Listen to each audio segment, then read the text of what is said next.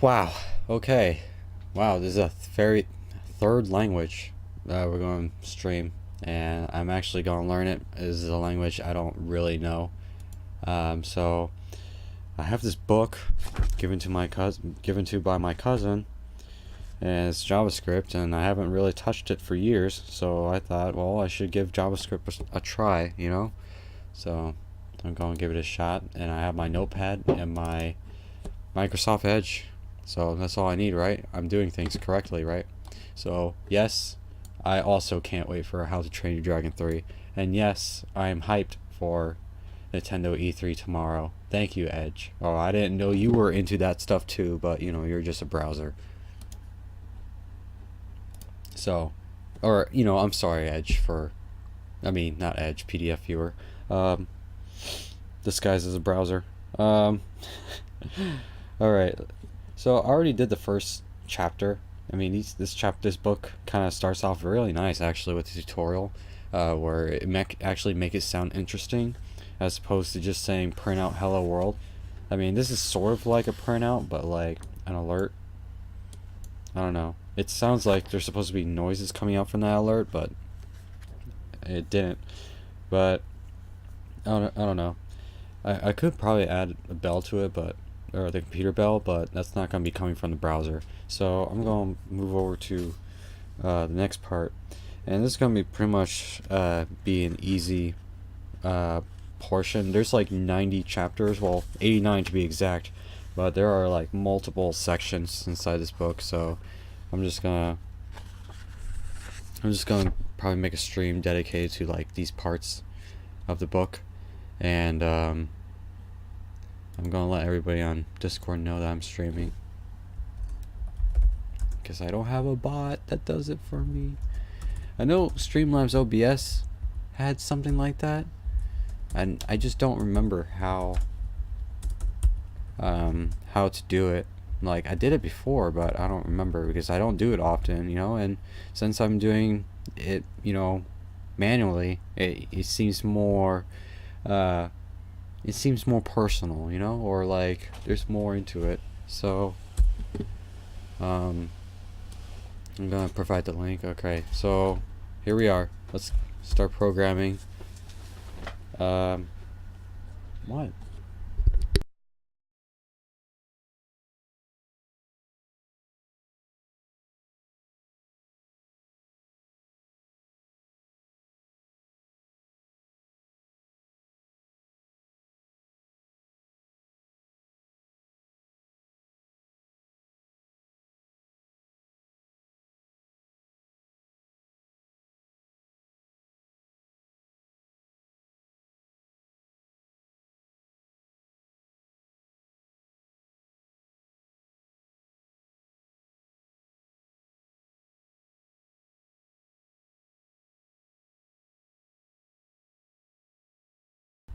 Okay, we're back. Sorry about that. So let's see.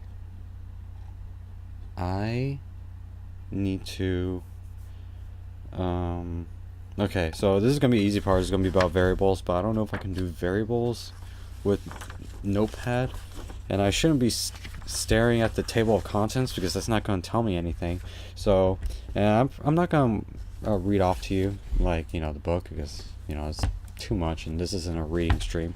So I'm going to keep this open. This is going to be like my compiler, my console. So, and I do need to alternate, you know, back and forth. So so it says, please memorize the following facts. My name is Mark, which is not my name. My nationality is United States. Well, okay. Now that I memorized my name and nationality, I won't have to repeat them literally again. Wow, so that's how the book starts off talking about variables. That's weird.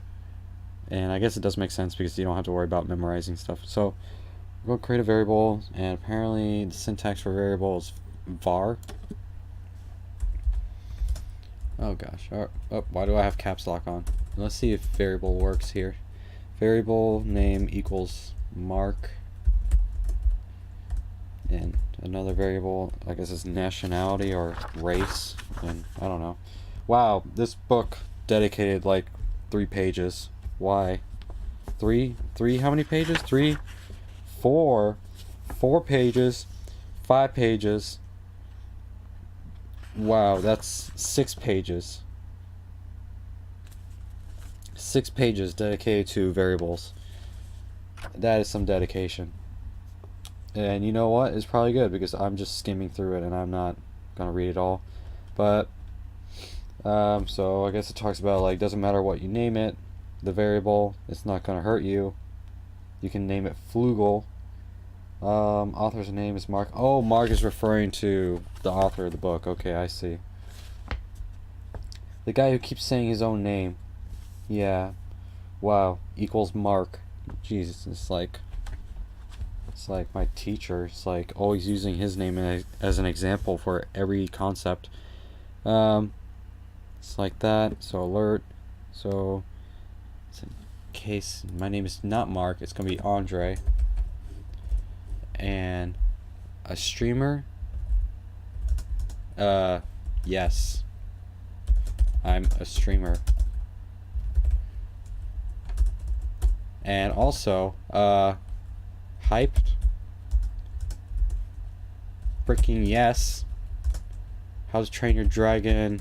How to train YD Dragon 3 and Nintendo E3. Yes, I'm definitely hyped. Freaking hyped. Let's add more symbols to make it look like it's intense. Do I need a semicolon in this one? Yes, I do. In this language, it seems like I do need a semicolon, so I'm going to save that. Okay, Edge, I get it. You can't wait for How to Train Your Dragon and E3 to happen tomorrow. So, okay, I guess it generates a new text if I edit the original one. So I'm just going to change the extension. So that way, freaking... Oh wait, no, I should have it be printing out. So when the code exercises, you know what? I should add that in too. Oh. No, not yet. Don't change it. I need to do something with these variables because we won't be able to see it. Alert. Thank you for letting me know that you care about How to Train Your Dragon 3 and Nintendo.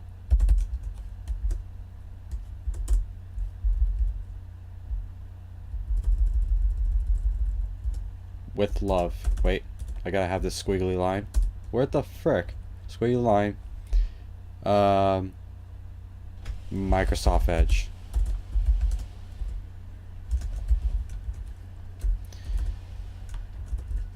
There we go. Hey, Sir Dies a Lot, how's it going? How's your day? Hyped up for E3? Oh, yeah. What? Oh, frick. So I'm gonna run this now. So all my variables won't matter anymore because I'm not doing anything with them actually. So here we go. HTML extension. Is that a comma? Yeah, it's a comma because it didn't change to the PDF viewer icon. There we go. And I guess I can double enter on Microsoft Edge. Oh, there you go. So it says, thank you for letting me know that you care about How to Train Dragon 3 and Nintendo, Microsoft Edge. Wow, beautiful. I love Microsoft Edge. I think him and I will, or her, I don't know. I can't assume. But you're doing fine? That's good. You here to just learn about JavaScript with me, or just chilling? Okay, maybe I should actually do something with the variables. So I guess now I can. So it's just like any other languages. I can just replace, or I can replace alert with my name. My name is Andre. Yes, I'm a streamer. So freaking Microsoft Edge will steal my identity, unfortunately, and I don't want that to happen, but for the sake of learning this and coming up with examples from the top of my head, yeah. This is how I'm going to do it then. I guess I'm going to have my identity lost here. Lose something, whatever. Saving. Save script. Delete this. This is going to be an endless cycle of trash going on, generated. So here we go, learning JavaScript, HTML, double click or double enter, which is a shortcut to open up your console, which is great. So this site says my name is Andre. Wait, that's it? My name is Andre. Okay. Shouldn't there be 3 alerts? Unless streamer. Oh, I call myself a steamer. Oh, that's why. Wow. Yes, I am a steamer. So, one of the bad things about using Edge is you don't get to know what you did wrong. So that's the best part. Or any web browser, really. It's just like it breaks and you just don't know why. So, .html. Okay. Man. Yes, I'm a streamer. There we go. Freaking yes. How to Train Your Dragon 3, Nintendo E3. Freaking hyped. And that's the end of the script. Cool. And why is it doing that again? That's weird. I guess by default it just opens up 2 tabs for some reason. So, wow. I just did 6 pages worth of text in like probably 5 to 7 minutes. Variables for numbers. Your weight. I kind of wait. No, wait. That new Fallout game. New Fallout game is Fallout 76, so I'm just gonna give it 76. Oh, hi there. Congrats, I learned about alert. Yeah, I know, right? Freaking, I'm getting there. This is it. I'm going to make AAA software programs with alerts. Can't wait. Or websites, I guess. I don't know. I don't know if alert... What is alert besides seeing it in a browser? Like, does it act like a printf or a cout or something? Or a print? Wait. Or actually ranking. Rating. What do you guys rate the new Fallout game to be? And I'm just gonna assume to concatenate the string and the number, I can just add plus between. Or I probably need to cast. But rating, I give it a 10. Because you can use actual nukes. And there's some new landscape technology. So that I am actually surprised about. Rating 10. So how many pages are there for this chapter? Wow. You can close a number in quotation and add 7. It won't work because JavaScript can't sum a string and a number. So, okay. Is there a way to cast him? I can't unlock the casting part, I guess. Oh, wow. Okay, the next chapter looks interesting, but let me finish this part. So, okay. New Fallout game. Let's see. We got... New Fallout game is 76. Rating is 10. What's another one? Breath of the Wild? Or no, Breath of the Wild was last year. Duh. What's another one? Oh, yeah. The new Elder Scroll game. The new Elder Scroll game is... Wow. Number. This is ridiculous. You would never name your variables like this. Oh, you're sorry you're very busy at the moment? That's okay. You know, we're all busy, right? Everybody's watching E3. I'm not. I'm actually missing out. I don't really care that much for PlayStation. I mean, I don't know. Like, today I haven't been really watching E3. It's 6. Before I forget, it's 6. It's not 7. They won't make a 7 one until, like, I don't know, another 7 years later. No, first they have to say, like there's gonna be new shaders for Elder Scrolls 6 for next, like, 5 iterations of it, and then they'll make Elder Scroll 7. But the new Fallout game is called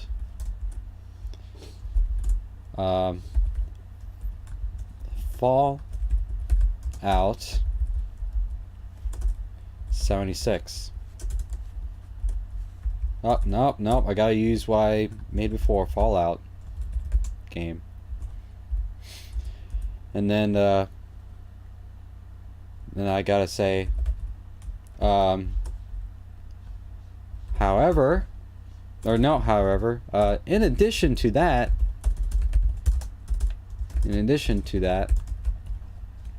guess what else came out? Guess what else came out to tease us, to tease the world?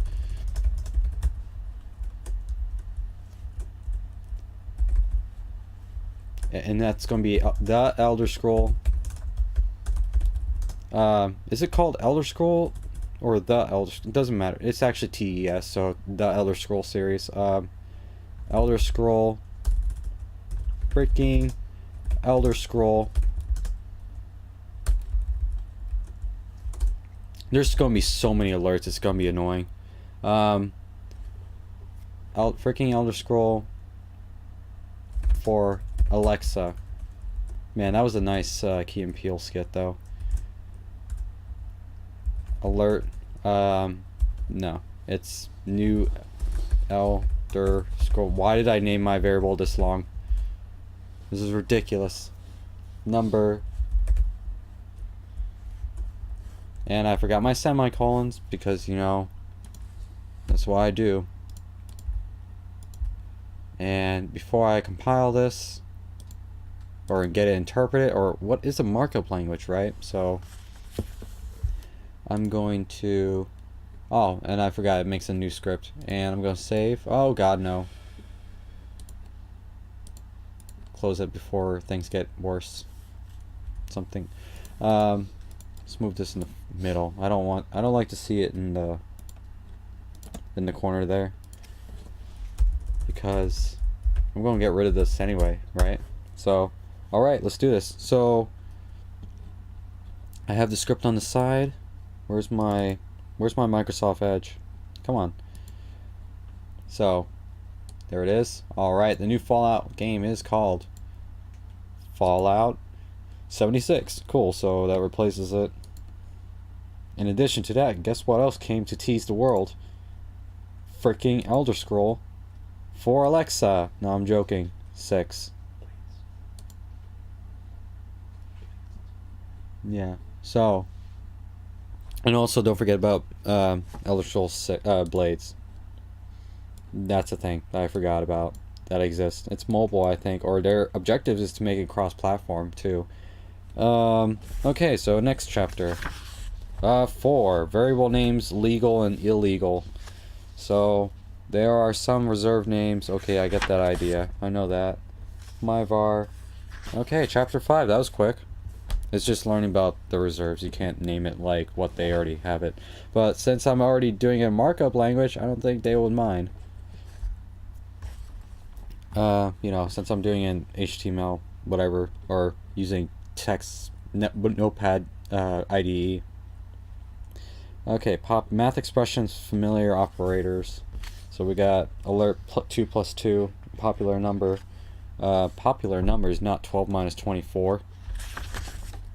So let me do that. So alert. I don't need to make a variable for this. I'm just going to assume. So popular number is not that. The previous number is not that popular.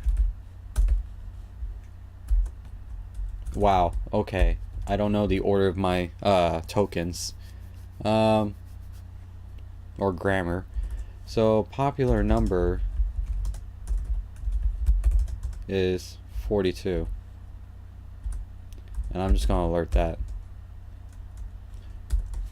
The real popular number is, oh my gosh, forgot my semicolons. This isn't Python. Is popular number. I gotta make sure I named this variable well enough. Popular number is that. Cool. Okay, so I saved that, got a new script, great. So, since there's like 90 chapters again, I'm probably gonna do like 30. Because this is the easy part. So this is oh, no, I didn't mean to do that. Oh gosh. I just want to change the extension. Double enter. Man, I love that shortcut. Even though I didn't know about it, that was just on accident. Site says -12. How is that a popular number? I wasn't doing the math in my head. I just wrote down the expression and just wanted to see what the number is. The previous number is not that popular.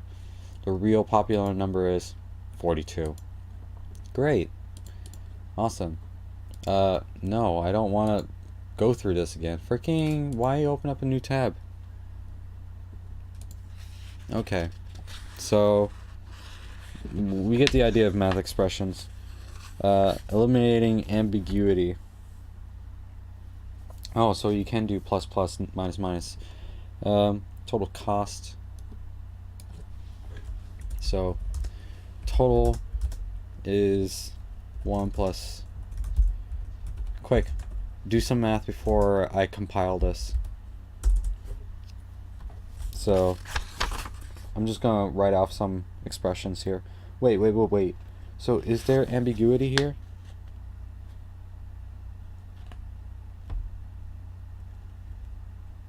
Oh no, JavaScript does have PEMDAS. So it can do PEMDAS. So let's do another PEMDAS question. PEMDAS, we got parentheses 1 plus 3 times 4 minus 2. If you guys can figure that out, great, because I'm not going to do it at the top of my head. There's also a example here where they just say result. I'm not going to write the whole variable out because I could like mistype one character and just like watch the program fail, and I don't feel like debugging something easy like this. It shouldn't be that hard, right? So alert, the results are alert PEMDAS, another alert total. There has to be another way of printing out something in JavaScript as opposed to using alert. This is kind of ridiculous a bit. Because to me, alert sounds more like you have an error, please click on this link or something, you know, like when your program crashes or something. So you're gonna save, destroy this. By the time you look at the recycling bin, there's probably gonna be like a sea of like HTMLs in there. I'm missing middle. So I'm already on chapter 6 out of like, or no, 7 out of like 30, so I can't wait to get to the end. This is like a speed run in a way. The results are, okay, 4 times 4 is going to be 16 minus 2. It's going to be, wow, 2. It's going to be 14. Yeah. 1 plus, nope. 3 plus 4. 3 times 4 will be 12, plus 1 will be 13. 2 times 4 is 8, times 4 plus times, okay, 8 times 6, that will be 48.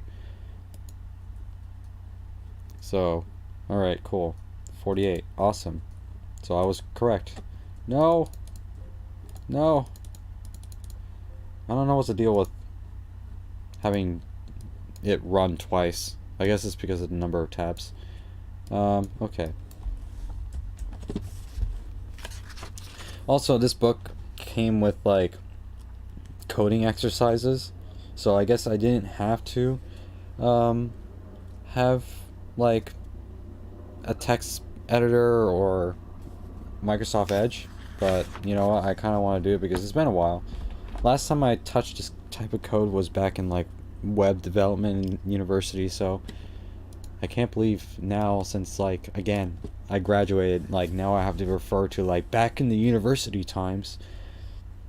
So okay, number 8 is concatenating text strings, so that's going to be interesting. That's what I was looking for. So username, I'm going to say let's see, variable famous name, I don't know, put Todd Howard, Tom Howard. For some reason I thought his name was Tom. I think it's because Nintendo probably accidentally messed it up when they when he was like, oh yeah, Skyrim for the Switch, and he's like, thank you, Tom Musan. I was like, oh, his name is Todd, or Tom. And be like, and since we're going to keep that up, message, thank you, famous name. I don't know why I'm adding the E at the end. It's not a foreign word, so I'm going to put a space here. So it is a plus sign, right? Yep, it is a plus sign. Cool. Simple as that. And there we go. Let's change that. No, actually I need to do more than just that. Famous name.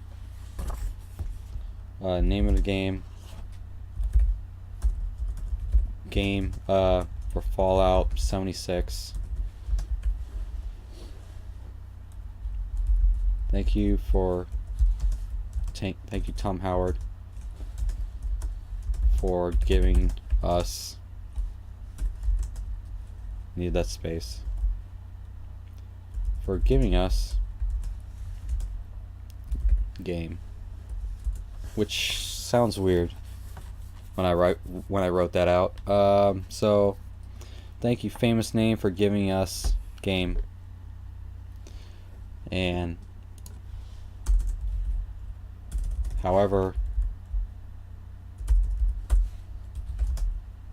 Nintendo,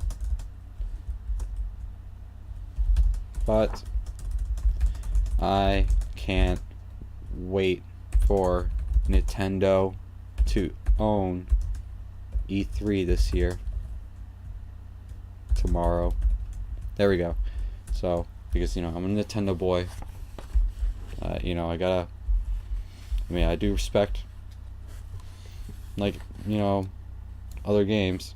Probably not generic FPS, but, you know, let's do this. Nintendo, I need to capitalize the N. Why did I delete the whole word?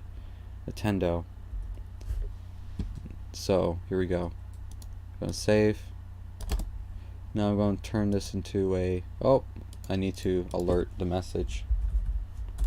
Alert message, semicolon. So, save. I almost brain farted for a moment. I need to change this to HTML. Rinse and repeat. And I'm probably not going to repeat everything. I'm not going to repeat saying like, oh, I got to change this to HTML. Because I think we're at this point, we kind of understand how it works. You need Control S in your life so badly. Oh yeah, have I been going through file and saving? Yeah, I should probably stop that. Because, you know. Oh, I can just edit while it's in HTML? Oh, that's convenient. Thank you. Oh, I probably effed up some name because it's not running. Thank you, famous name, for giving us game. Because I don't have that. That's why. Cool. What else am I missing? Nintendo is spelled correctly. Message, doesn't matter, it's the same. Okay, cool. Looks good. So let's run this again.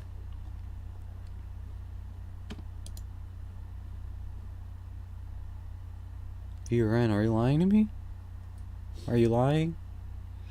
You lied to me. Unless I'm missing something and I'm being stupid. Thank you, famous name.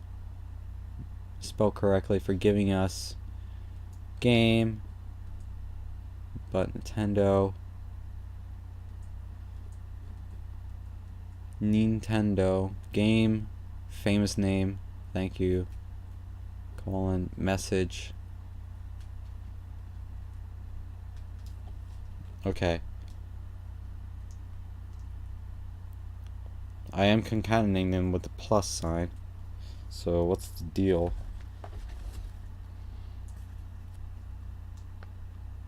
Varbanger.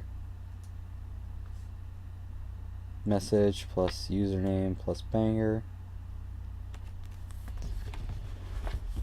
If I can't debug this, then how am I doing this?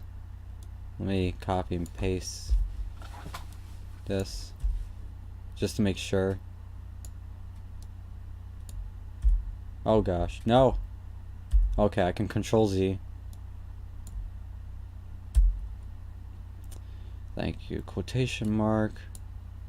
Famous. Quotation to quotation. Game. Nintendo. Semicolon.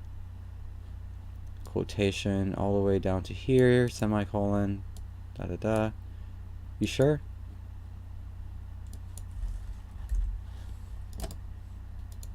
Oh, every time I save, it's gonna make a new text file.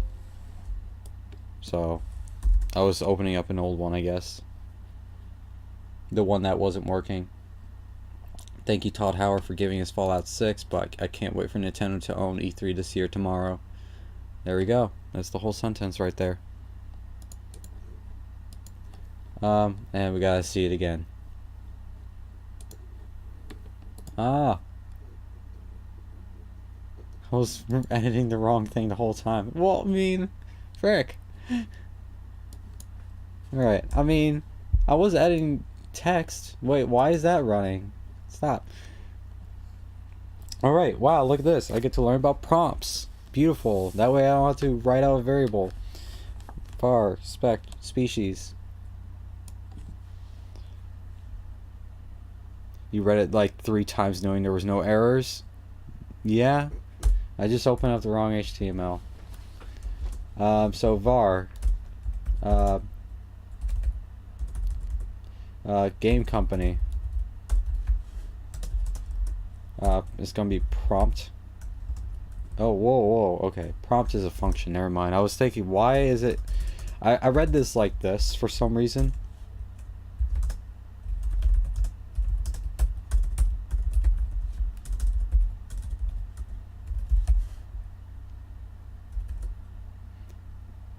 And, like... that would be wrong. Because that's not how it works. Yep. Finally. I got to user or getting. I'm finally at the input point, because all this time we've been doing output. Let's get the user's input. Or I wonder. Wait, do I get user's input?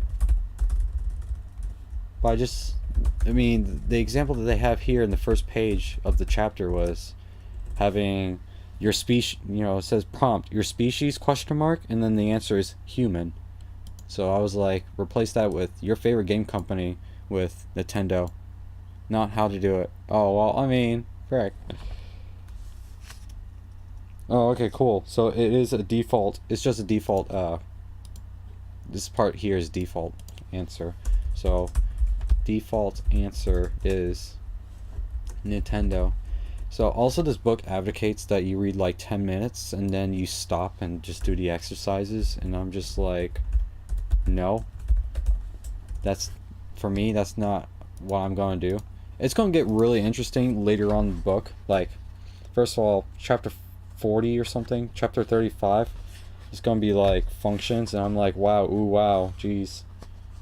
But like when we get to like chapter 58 where it's like DOM. I have no idea, but I'm interested.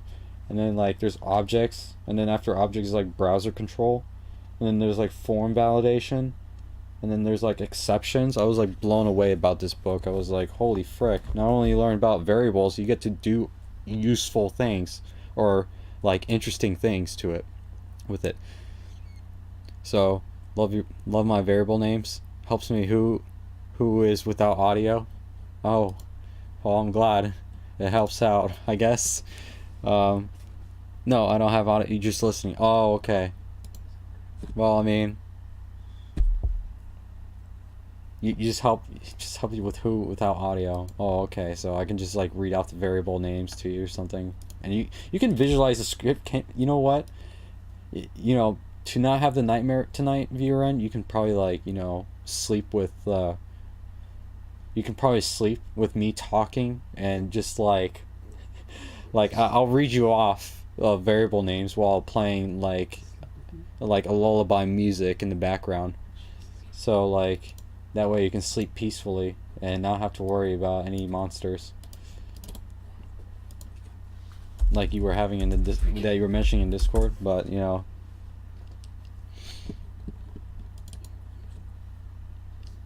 But remember, I would probably do the same thing. I have a Docky, right? And what I could do is like I can just print out any other like waifus, right? And just like put it, like just taped it like over the face of my Docky and be like, So, alright, cool. So I just press enter and I guess that automatically confirms it. Great. Oh wait, I should put alert. So your favorite company is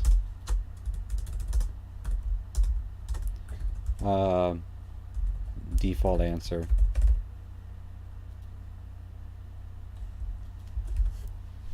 So I'm going to save. Yeah, I made a new HTML or text, soon to be HTML. Let's see how much I learn in an hour. Cool. Waiting for a response. What's my favorite game company? I don't know. How about some Legend of Zelda? That's some company. How is my favorite company Nintendo? Oh wait, I'm an idiot. I'm not freaking. I used the wrong variable. Everybody's favorite company is Nintendo. They don't have free will. Oh no. That's terrible. They don't have a choice. It's gonna be Nintendo or Nintendo. What's the difference? It's just two instances. Oh, okay. Then okay, so I just right click here, edit with notepad. Oh, okay, I see. Yep. I'm not. Wow, amazing. Okay. Thank you, Viran. I'll try that out. Let's change this to Legend of Zelda so that way we can see if it works. Yes, it is. Yes, it is my favorite company. It's not my favorite game, it's a favorite company. It is a franchise, but, I'm okay with that. Alright, so edit with notepad. Let's see. There we go, much better. Wow, look, even there's colors. That's beautiful. I like this. I like this already. I guess I put it there. And, what? Oh, duh. I guess I don't need this anymore. Alright, cool. So prompts. Wait, I already did prompts. Ooh, if statement. Oh, okay, cool. So we get to learn about if statement. Great. So what I'm going to do is, I'm going to keep it like this, right? So if your game company, right? Oh, and there's autofill? Holy frick, that saves me so much time. Jeez. If your game company, oh, again, thank you very much. That really helped. If statement's amazing, I know. Freaking So if your favorite game company is Bethesda, then wait, do I need to do? Yes, I do need to do curly brackets. Cool. Can I do Alt move with arrow keys? No, that's only Visual Studios apparently.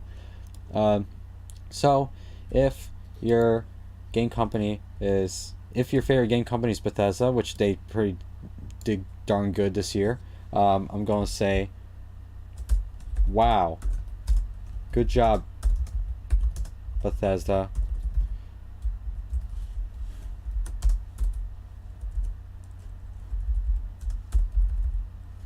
For teasing us Fallout 6. I mean, no, for teasing us Elder Scroll 6.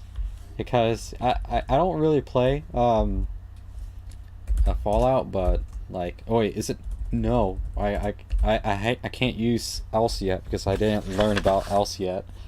Yep, it's not even in the. It's not even in the thing. Oh boy, here we go. So double. So okay, if game company, however, is Nintendo, which is tomorrow, which is the number one video game company in the world. I'm definitely gonna watch that tomorrow, on Twitch because I can't afford to be there. Yes, freaking the best gaming industry company. There we go. I mean, everybody has their opinion, so. But no, Bethesda did pretty good.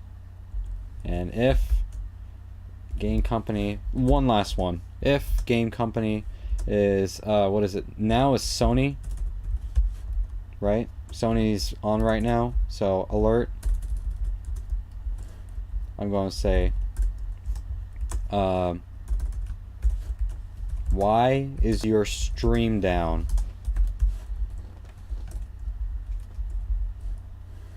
And that's it. So, oh, do I have to?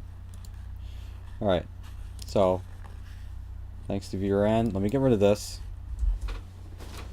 To be sure, oh no, to be sure that I don't have to constantly delete and change the extension,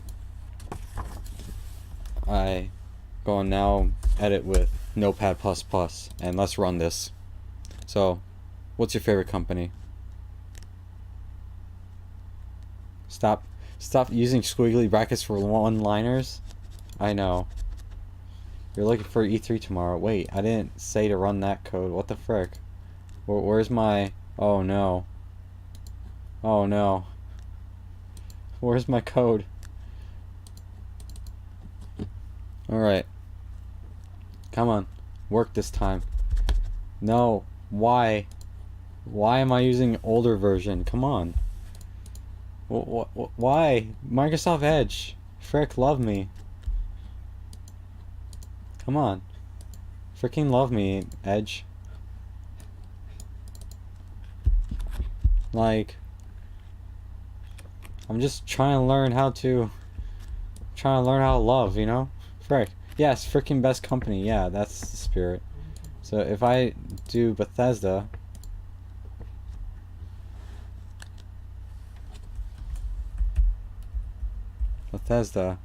come on.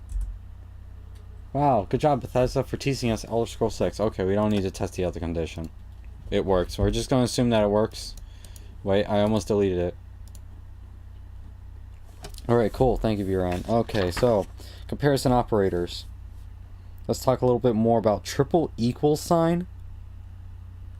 What the frick? Triple equal sign. Okay, this is probably new to me because I've never seen this before. But, so, use this to compare a variable with a string, a variable with a number. What? It's the same thing. What? When you're comparing strings, the equality operator is case-sensitive. Rows is not equal to rows. No, duh. Like equal sign, the not equal operator can be used to compare numbers. Okay, I get that. So like, all the conditions are true. What? What? What? Okay, let me do this. So, right? So default game company, if game company is triple equal to the legend plus of Zelda, even though I know this is not a company, but one of the examples they have it like this.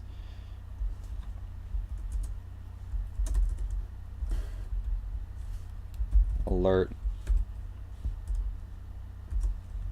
Hey, I like that series. I like that series too. I like that franchise. I think that sounds better for me. So, hey, I like that franchise. So, just gonna do a quick test with that. So I gotta actually type out Legend of Zelda. Make sure I don't mess up. Did it not work? Oh, you know what? Oh, it's not capital O. I gotta remember.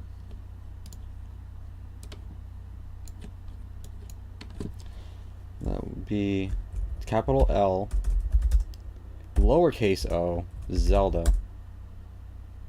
Nothing. Viewer N, are you lying to me? Why you lie to me, SpongeBob? It is saved.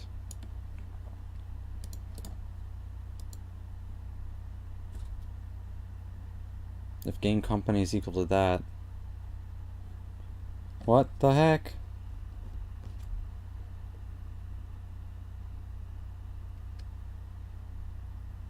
Okay.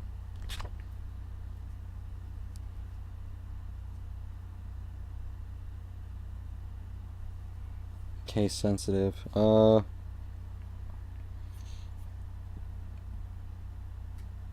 Okay. Let me try maybe with the actual number. So let's say 48. The example they have 487208, and I'm just gonna say num. Num is 487208, right? So this should be the same number.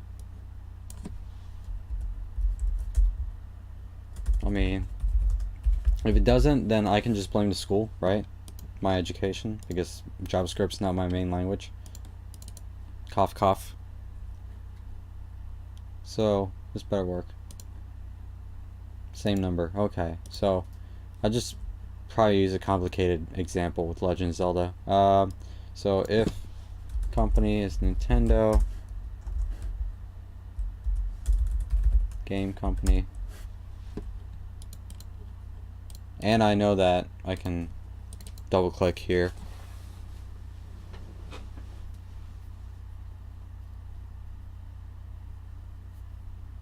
So Nintendo, same number. Okay, well, same company. The reason it didn't work until you use num is because triple equal sign also checks type, prompt return string. Does it? Well, I mean, it's all concatenated though, right? So it's just one string stitched together though. It's the same type. Let me look at the code again. So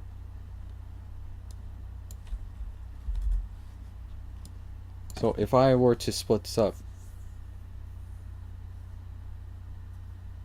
it might work. Coercion. Wow. Coercion. I can't speak today. Wow.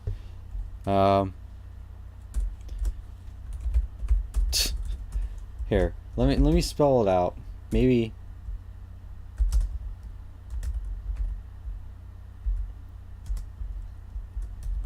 Thank you for giving me the example. Same company. Let's be more more related because they're not numbers.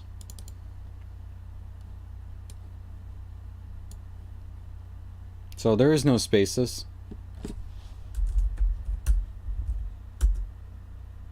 Same company. Okay. Cool. Got that to work. Great. So I can sleep easily. Alright. So next part is, and we all know about the negate. If else and else if statements. Oh boy, can't wait. If, what is it? I have 50 minutes on the clock. Why do they still use triple equal signs? Nintendo, love Mario, Link,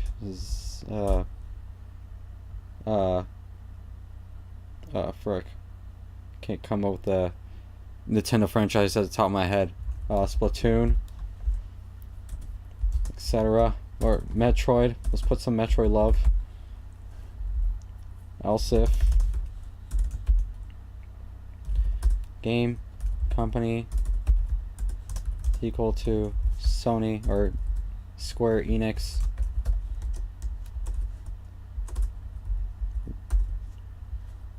Love Kingdom Hearts 3. And else. Whoa, what happened there? Alert. Alert. What kind of company is that?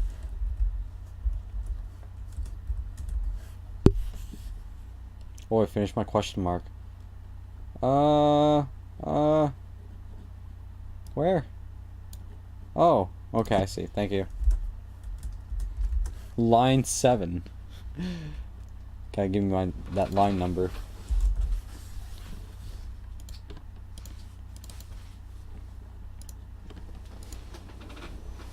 Alright, let's say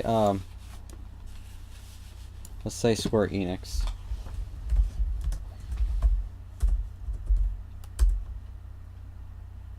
Love Kingdom Hearts 3. Oh, by the way, I just noticed that I use the first if statement, I use a triple equal sign. The else if, I use a double equal sign. It still works. Still works. Q. Okay. Testing sets of conditions. Here's the code. Oh, it just talks about Boolean, like ands and ors. That's okay, that's fine. So here's the code. You can chain it up.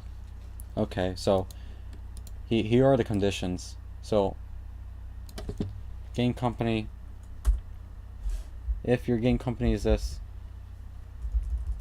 or game, really.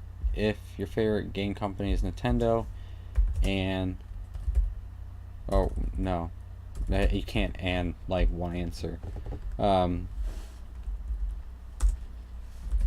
So I guess I have to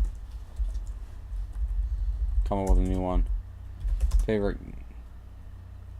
game is prompt your favorite game. And I guess I can just leave it at default. Answer equals Legend of Zelda for me. And do I really need a second parameter to prompt? Is that a thing, or can I just leave it alone? I don't think I need a default, but or that fave game is equal to Legend of Zelda. There. And you love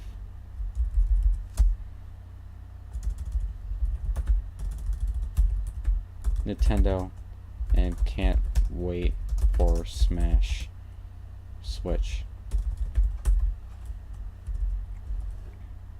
And then else, that's a different company or game. Else if game company, it's not Nintendo. I'm gonna have this random condition that checks to see if it's not Nintendo.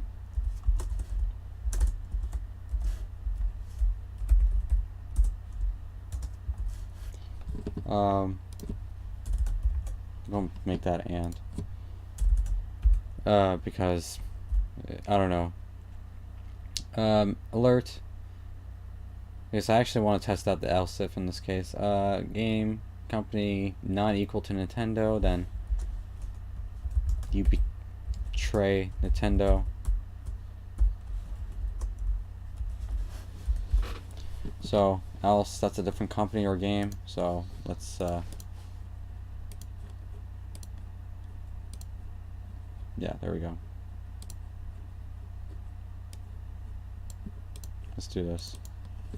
Test it out. Let's see if it works. Alright, so favorite game company is not Nintendo. It's gonna be Square Enix. And it's gonna be Final Fantasy 15. And I betrayed Nintendo. Microsoft Edge thinks I betrayed Nintendo. Little didn't know I can make it forget who I am, and I can just run it again and put in a different answer. I can just put in the default answers. Nintendo and Legend of Zelda. And now it says love Nintendo, can't wait for Smash Switch. Oh boy. Okay. Send that there.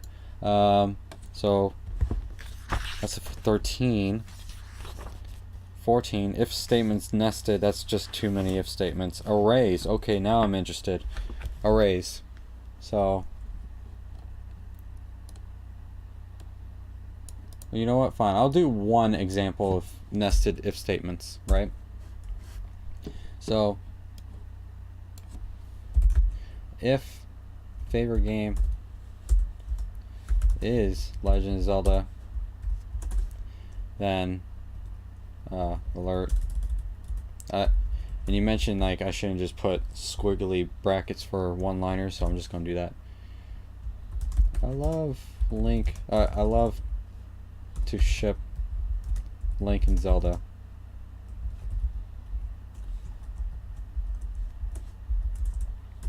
And then if fave game is equal to Mario, Super Mario, then you would say I love, or gotta love that new game plus or post game content in Odyssey. And if it's Metroid, just one more, that's it. If Metroid, then you gotta say I can't wait for Metroid Prime 4 to come out. Right? Cool. So save. Do that. See if I get it wrong actually. Oh, okay, cool. Nintendo. Oh, I forgot to get rid of the condition. The second condition. That's not good. There we go. Now we save and exit out of this. And I'm gonna rerun the code.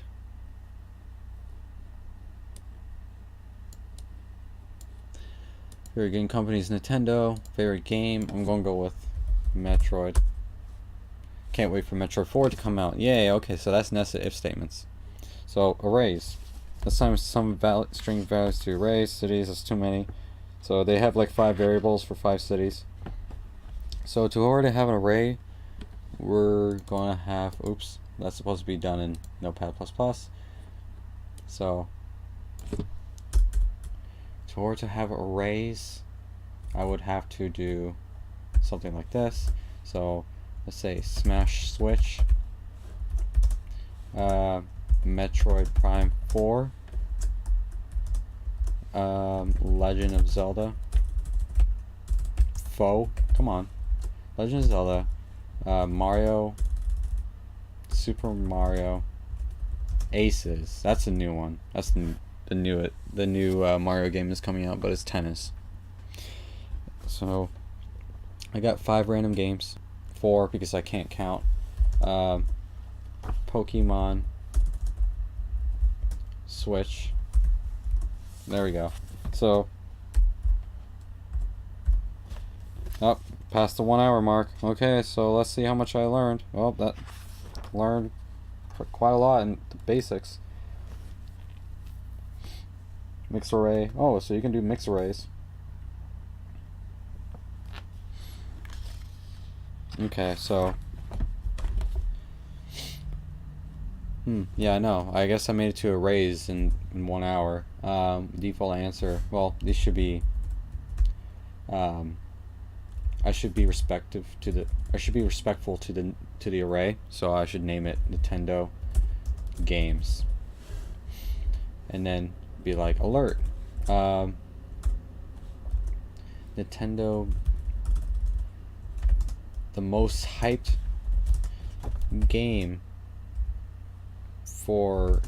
from Nintendo's E3 is gonna be indexed with Nintendo Games. Is it with parentheses or with brackets? It's always gonna be brackets. What am I thinking? Where do I get parentheses from? So just comment that out. Save. Rerun this code with Edge, the best PDF viewer in the world. I know I keep saying that. The most hyped game from Nintendo's E3 is Smash Switch. Yep, there we go. Number 1. Or 0. The 0th index. Keep that in mind. Next, arrays. Adding and removing elements. Cats, dogs. Okay, well, we're going to keep the Nintendo games. So, if I want to replace lizard, I can just overwrite the variable. So, oh, and there's special keywords. Whoa, okay. And push. Pop, push.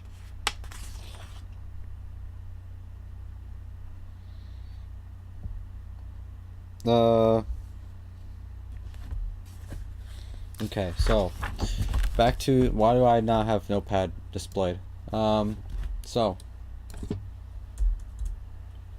what's another popular Switch game that's coming out shortly? Nintendo games dot let's change Legend of Zelda with Breath of the Wild. Or what's the new Zelda game that's coming out? I don't know if they even announced any hint of it. Breath of the Wild, but let's stick to Breath of the Wild.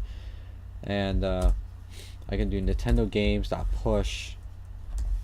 No wait, pop first, and then push.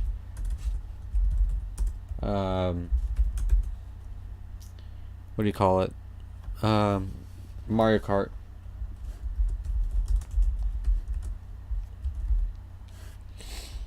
So, oh wait. Using the keyword, okay. Using the keyword pop, you can remove the last element of an array. Suppose you have an array of pets, so and so, leaving. Okay, so there's 3 elements in their example, so it gets rid of 1 and makes it 2. So same size, consisting of same array, push that.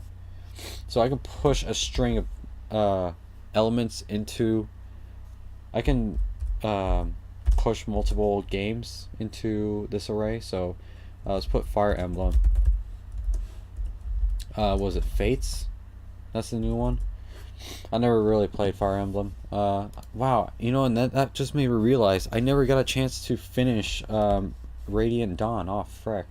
So, let me alert. This isn't a new Zelda game, but new Zelda game. The newest Zelda game, I should be realistic. Newest Zelda game is Nintendo games 012. That close parentheses perspective. So, and then to order to see the newest games, newest Mario Kart, newest kart race, Mario racing game is what would that be? Nintendo's games dot 0123455 new games that got pushed are the Nintendo games dot 5, and it'll be putting a space in between, and Nintendo forgot to capitalize the N. Nintendo games dot 6. Cool. So we should get 2 alerts that will tell us the new elements in the array. So, hey Michael, how's your day, or how's it going? Welcome to the stream. I hope you don't mind me messing around with Notepad++ and our favorite IDE, Microsoft Edge.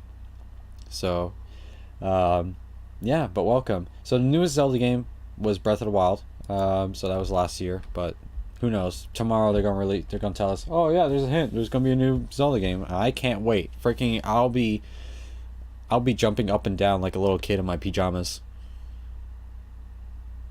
Oh, can you? Oh yeah, sure. We can do. Oh wait, there was an undefined there. Uh-oh. So Fire Emblem Fates.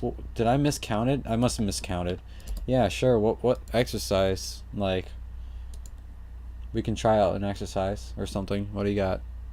You're learning and doing an assignment. I mean, that's what I'm doing. I'm reading from a book. I mean, I already know this concept, but like, it's just a different language for me. So, 0, 1, 2, 3, 4, 5, 6. What's up? 0, 1, 2, 3, 4, 5, 6. What happened here? Why is Nintendo Games 6 is undefined? But yeah, all right. I guess this is the part where I'm going to debug what's going on here. Pop. Oh, I did a pop. Oh, right. That's why. I'm not paying attention. But alright, let's see. You're trying to get into boot camp, but I'm still a bit confused on looping. Okay, cool. Looping. Yeah, I think we're going to get to that part shortly. Yep. Wow, that's actually the next chapter. That's very convenient. Oh, actually there's 2 chapters. There's this chapter. Let me take a look at your assignment on GitHub. We'll put this on the side. That way we know for sure. Oh, brick. Then me and Viren, we can help you out. Wait. GitHub. Whoa, okay. The objectives? Or readme. There we go. Build a for loop, build a while loop, build a do while. Okay, so here. Let's do that. Yep. No problem. Wow, I got love. Alright. That's a good payment. Some love. Alright. Oh, you got me flustered already. Let me actually double check to see if this works quickly. Should work. So we just brought down the size of the Yeah, okay, cool. So it did show, it didn't say undefined. Alright, so I guess, here we go. So the syntax for for loop, I guess it's the first thing. Sing 99 beers on the wall, 99 beers on the wall. Of beer. Wow, I'm reading it wrong. Saying take one down, pass it around, 98 bottles of beer on the wall, so and so and so on, for 192 more lines of instructions. That will be intense. So we're not going to do that. We're going to for loop it, I guess. Or let's take a look at the assignment. And then you can tell your teacher how you cheated from me. JK. Don't spill the beans. Alright, let's do this. So, build a for loop, build a while loop, build a do while loop. Make sure you run with tests with learn. Let's see. Create a function. Oh, functions, great. I haven't even got to that part yet, but you know what? I guess I can skip around the book to figure that out. Alright, so create a function which accepts two parameters: an array of musicians, an array of instruments, the body of the... Okay, so we have a function. So create a function, John Lennon facts. This function will accept one argument, an array of facts about John Lennon. Note that it might not be exactly the following facts. Okay, well that's true. He hated the sound of his own voice. Okay, well I don't know. He was never a vegetarian. He probably ate meat when he was a kid. He was the last Beatle to learn to drive. Wow, who would really go that far to learn about John Lennon? Alright, let me skip around.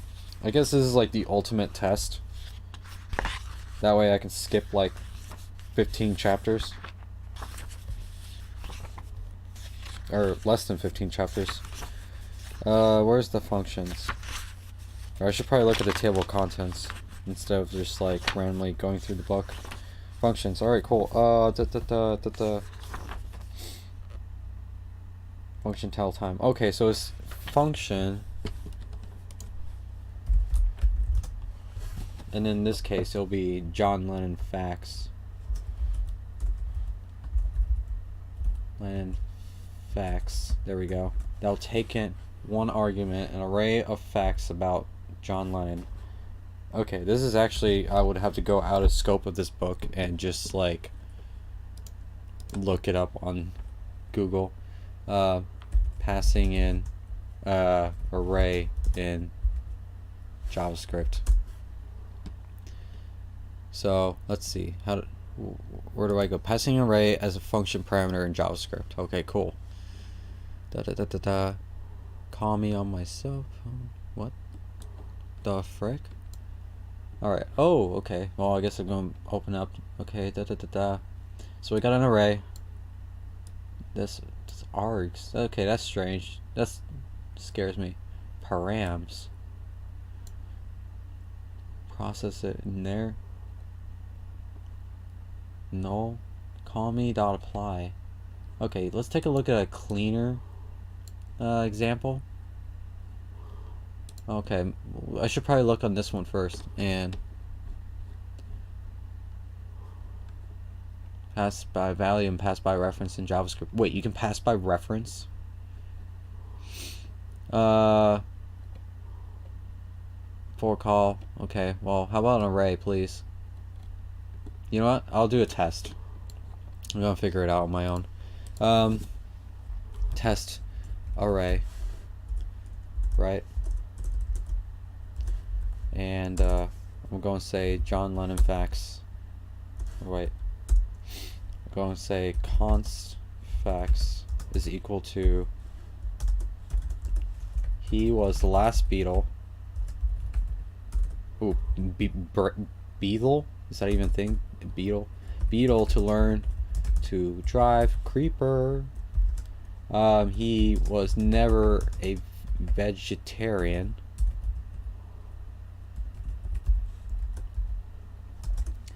He was a choir boy and Boy Scout. Okay. He hated the sound of his voice. I feel like this is like 20 questions and you're supposed to guess the celerity, and that would be kind of that would be I'll probably be a complete airhead if I just guess like completely a different person. Sorry, you're back.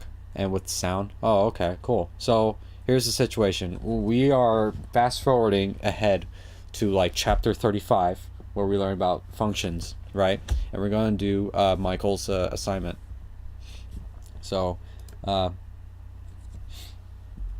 here we go. I know. Don't worry, I'll go back and do it. This is a solution. Oh wait, there's a solution already? I mean, chapter 5 is when you learn functions. To be honest, yes it is. The other ones is more like... Okay, the previous chapters are more about indexing and like manipulating strings and arrays, and there's like extra ones where it's like get current date and time and stuff. So, oh, okay, just break it down for you instead of writing the whole thing out. Let me actually test this out first to see if I can pass in. Okay, so where I left off, viewer N, is at the beginning of loops. The very first chapter of loops is for loops. So, let me take a look at for loops, figure out the syntax from the book. Oh, okay, it's just like any other languages. So, test array, there are... I need to count correctly, 3. No, wait, I need to do 4. I++, and then I would alert. Yeah, I'll take a look at the answer in a bit, Michael. I'm just gonna do this first to see if I can get this right. Test array.I, and here we go. Let's give it a shot. Wait, what am I doing? I gotta run the code now.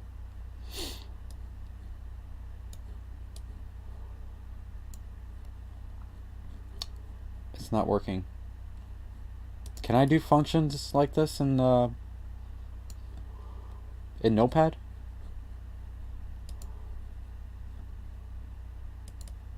Oh, it's a solution. Oh, well, frick. I'm getting mixed up here now. Oh no, I'm losing my chat.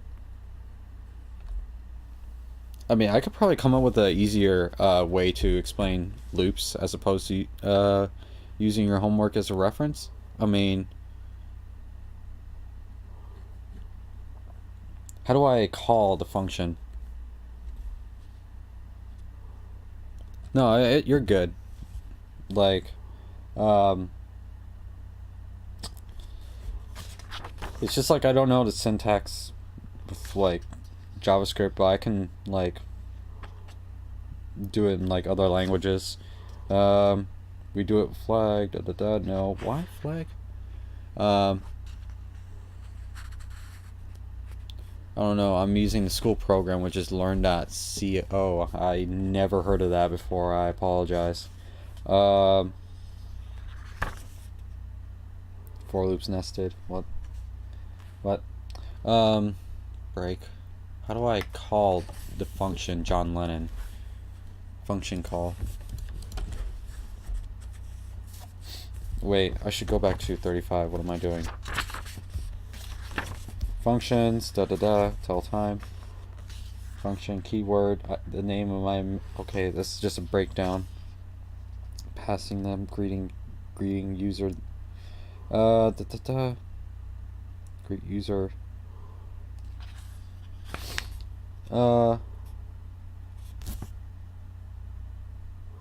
I mean, I defined the function before I called it, so what's the deal? Unless I misnamed the function by accident.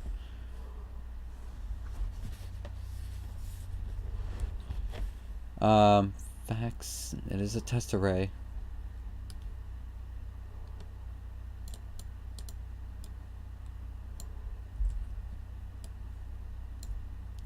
Okay, so I copy and pasted the function's name to the function call, so I should be able to get it right this time. So let me run the code again. Ah, why? Let me see. Alert dot called function. Alright. If it doesn't call that function, then there's a problem with me trying to access the function.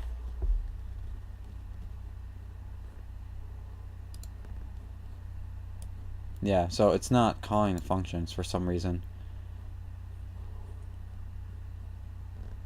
Put alert outside the function. Yeah, I mean, I did, but like, or I mean, I have a function inside the I have an alert inside the function to see if I called it, but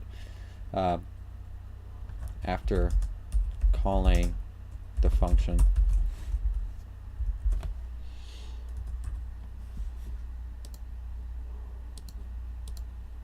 Found it? What was it, a syntax error or what? I don't know. I'm just testing it now. You're saying I is equal to 0 is supposed to be far I. Oh my gosh. Jeez. Are you serious? Is it really that strict about it? I gotta be careful. I have to make sure it says var, not, I can't specify like int, float, or string. Called function. Alright, he was the last Beatle to learn to drive. He was never a vegetarian. He was a choir boy and a Boy Scout. He hated the sound of his voice after calling the function. Alright, cool. Alright. So, I guess... Okay, so Michael, I take it that you understand about like arrays and function calling, right? Or would it be better if I just did like a smaller example with like a rocket countdown or something, or like a New Year's countdown?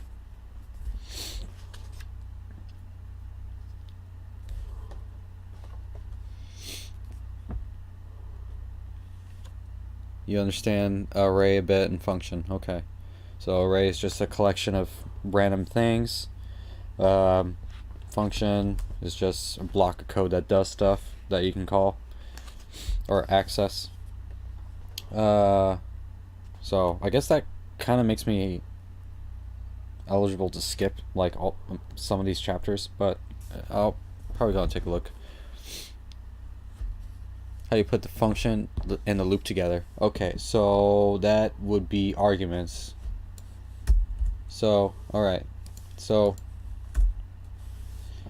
okay, so we got our array right here. So, let me get rid of this.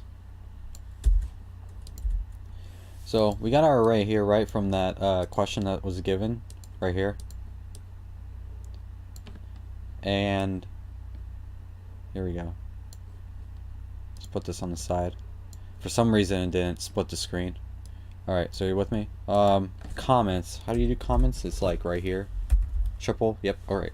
First, the array of facts about John Lennon. I can't believe I remember how to do a comment in HTML. Okay. The function that will loop, that will take an array and cycle through it with a loop. And I should, is there multi-line comments in HTML?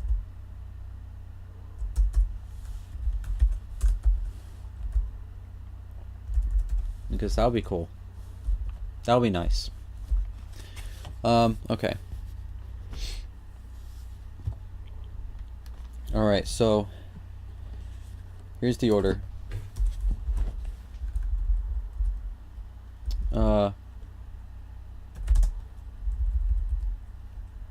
Here's the runtime order. Not runtime order. Calling, passing, giving the function, our facts array. And then here,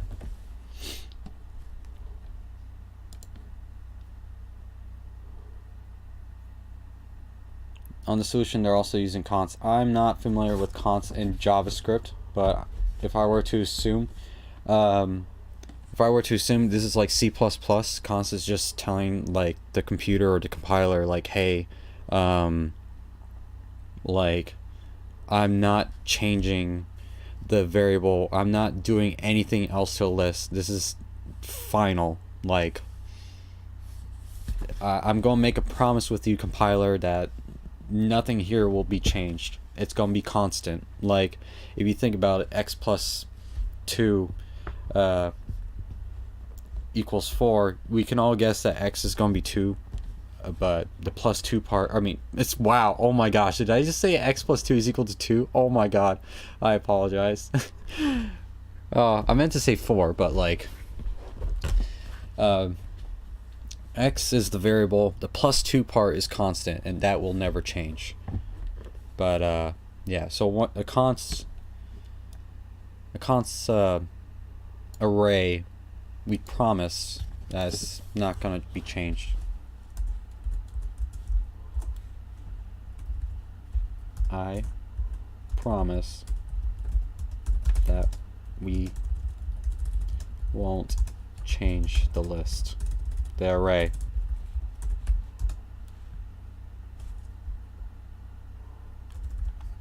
With const. Wow, please spell correctly.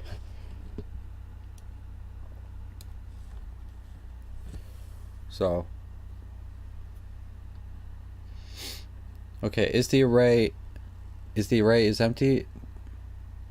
What happened? Well, the array is not empty. We gave it elements. We gave it facts in this case. So if I were to organize it this way, it's probably easier to read or understand. This is what it looks like.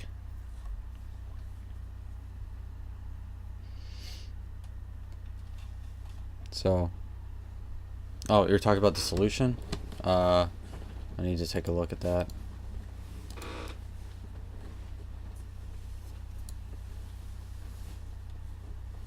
Okay. Array. Whoa, okay, what is this symbol?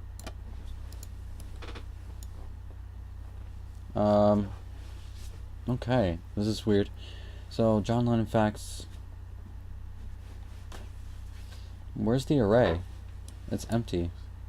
Push I love Beatles, do that, and plus while that's happening, return R. What? What?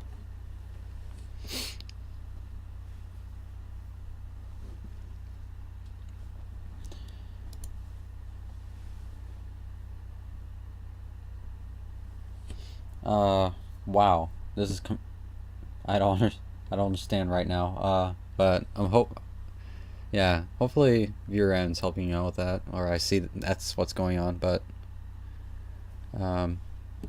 wow. Oh, you provide, this is the link. The most recent link is the one that you're trying to show.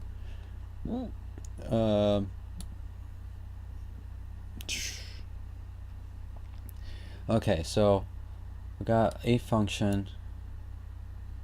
Where's the main? Where's the main function? Return shouted facts, return array. I kind of don't like this code. I don't understand it. Or like, I don't understand where to start. JavaScript has no main function. Oh no! That's not good. Ah, man. Facepalm. You just don't like JavaScript? Well, I mean, you know, a lot of jobs are looking for JavaScripters, so, or in my area, so I don't know about your guys' area, but like, you know, I mean, I'm not doing this for a job. I'm just doing it to, you know, learn JavaScript a little bit. So But the array is empty. They request it to be empty. You know what? I probably didn't read the instructions correctly. That's probably why. Like I didn't make it empty. Wow, this is confusing. Why is there like a little tick there? Viren, do you have any ideas? Alright, so musicians, instruments. Holy frick. Holy frick. Okay. Yeah, this is insane. I don't even know where to like read or something, or where to start reading.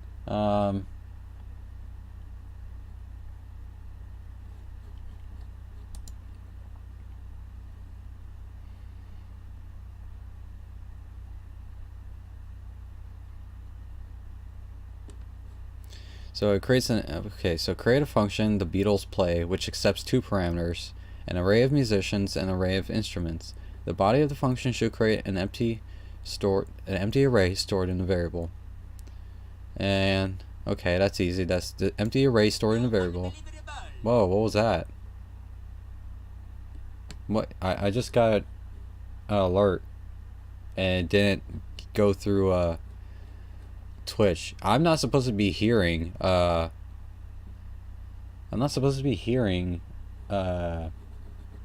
notifications. Oh, Nick. Oh, Nick. No wonder. Okay. Thanks, Nick. I was so confused. I was like, oh, I shouldn't be hearing notifications. So let me put that back into virtual audio cable, so next time there's a notification, you guys can hear it, not me. Though I do hope the microphone picked it up. So, alright, hold on. So, okay, we got the empty array. So, you're talking about right here. So far, it's that. Creates an empty array stored in a variable. The function should also contain a for loop which loops over the array of musicians. Over the array of musicians, right here. So, this is what it's talking about, the for loop here. So, with empty array, we want to push in, we want to add a new musician and a new, the musician and the instrument that he or she plays to that list. And we're going to keep on looping. So okay, so Michael, what you described is pretty much this. So you're good. Okay, that part of the instructions is understandable. But like for me, I'm just not used to JavaScript, and that, like I know Viren just like facepalm, but like there's no main function, so I don't know where to start reading this. So is the musicians and the instruments provided, Michael? Like I don't even see where musicians and instruments are provided, but then again, you know, it's my fault for not reading the assignment, you know, completely. I see the Beatles play, so that's okay. So that's the first one, yeah. So which accepts two parameters, the body of loops. You'll want to be careful about what value you set your counter variable to store. Hint: think about what the first index of the array. Okay, that's 0.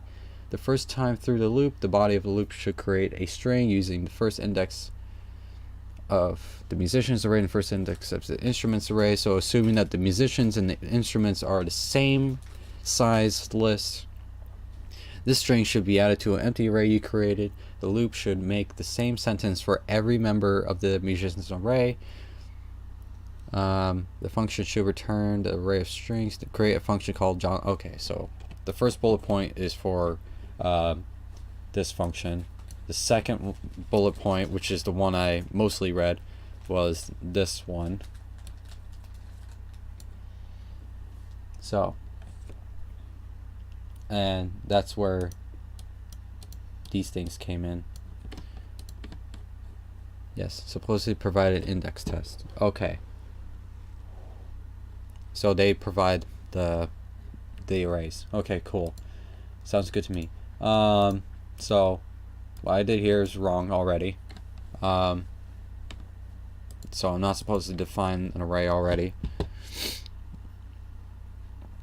So facts. Shout of facts.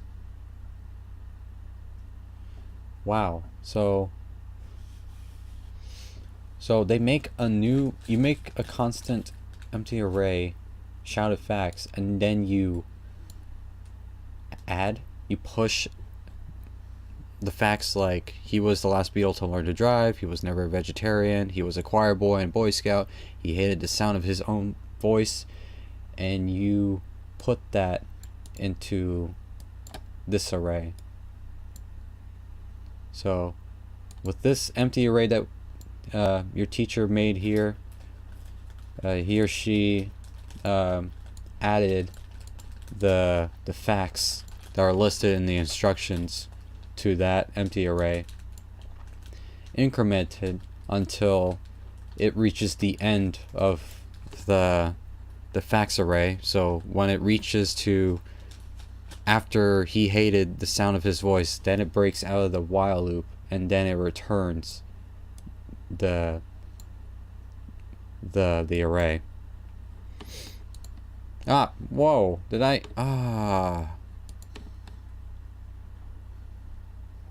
yeah, okay, so they provide the array. Oh yeah, I mean, it makes sense because the solution is not, or in the solution is not showing any like I don't see where this array is. So I'm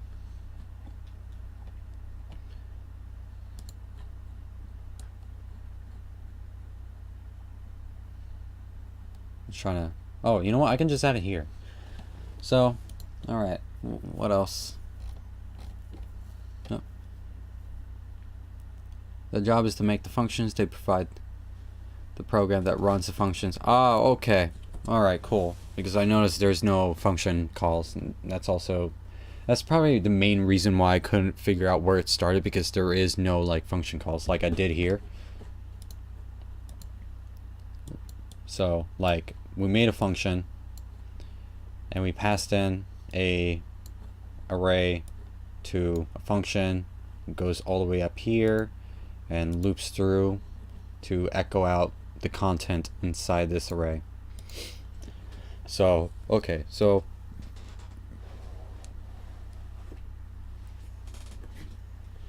how should we so is this helping Michael in any way? I just want to make sure, like, is there somewhere specifically you're still stuck on or something, or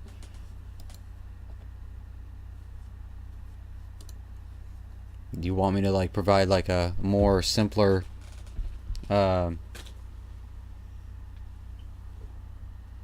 more easier example? I don't know if I can try to. So no, okay, you're still confused. Where's the array? The array in my program or your teacher's program? Because your teacher's array is here. Yeah, or he or she, your teacher made the array here, but your teacher like filled it up here with the loop.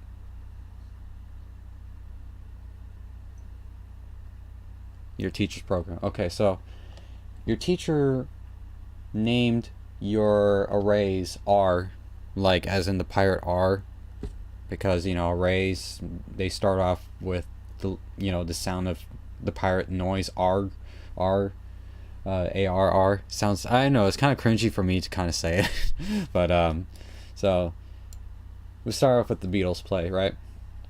So teacher made an empty array here called ARR, and then the teacher made a for loop where it takes in the existing arrays that they'll provide to you, and they're going to loop through it, and they're going to add it to the array here. So you got this push function, which is a JavaScript way of saying add. So yeah.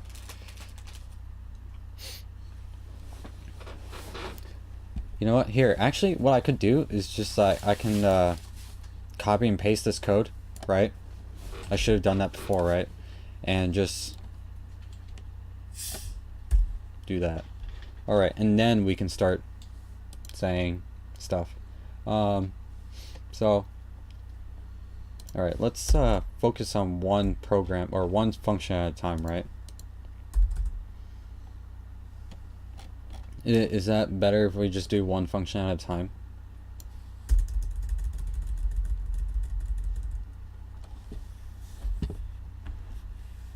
Alright, so musicians. I don't know what are exactly the test cases, but I'm just going to come up with some random musicians. And, or I should not name it the same thing. Let's say var artists. Let's say you got your, what is it, Lady Gaga. I don't know. It was the first person that came to mind. Don't question it. Michael Jackson. Did I spell that right? Michael Jackson.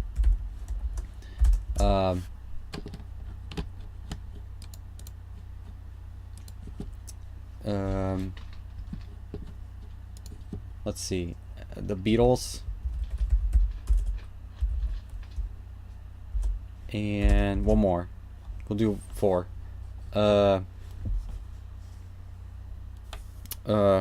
Frick.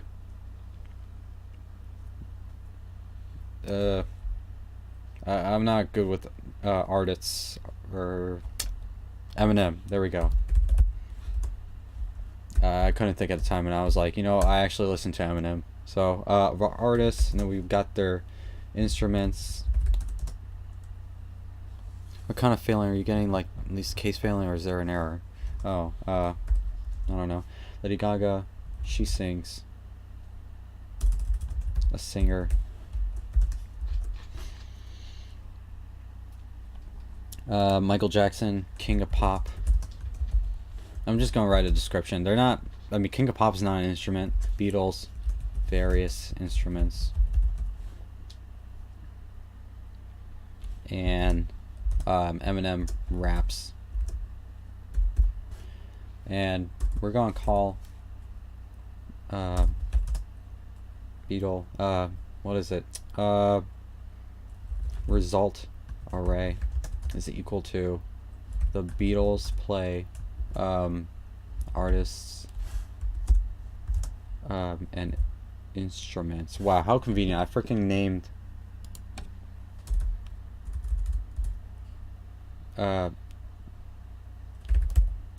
titles.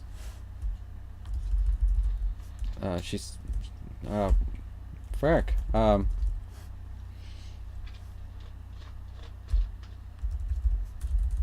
Their instrument. You know what? I'm just gonna keep it like that. Hopefully it won't bark at me for using the same name. Right. So, and I'm going to say for int. Oh gosh, no, I can't use int. I 0. I is less than result array dot length. From what I learned from while doing this assignment. So result array is equal to I. Wait, I'm supposed to alert it. Oop. So, oh, you know what? To be, let's. What am I thinking? Is John Lennon the guitar guy? We got Ringo Starr. You know, I should really be keeping up with the thing to make it more easier to understand. Ringo Starr, John Lennon. Who are the other two? George, something, and Ringo Starr, George. Okay, you know what? I'm just gonna keep Eminem. John Lennon. He's the he's guitar, right? No, he's piano guy. Ringo Starr's the drum guy or the bass. I don't remember. George is, I don't know, he sounds like a guitar guy. And then Eminem raps. So it's pretty much wouldn't be function result array. No. Result array will take whatever the function will return. So since it made, so in the Beatles play function, it made an array, and it's going to give elements or populate that empty array with stuff, right? And then it's going to give it back to me at the end of this function. It's going to return the array back to me, and this result array will hold it, unless it doesn't work like that. So let's give it a shot. I'm going to see if this works. Unless VRN is like, it's JavaScript, Andre, stop. It's not C++ or C#. So okay, cool, it works. So John Lennon plays piano, Ringo Starr plays drum/bass, George plays guitar, and Eminem plays raps. Cool. What book are you learning from? Valence, hey, welcome. It's a book. It's called A Smarter Way to Learn JavaScript, the new tech-assisted approach that requires half the effort, and it's by Mark Myers.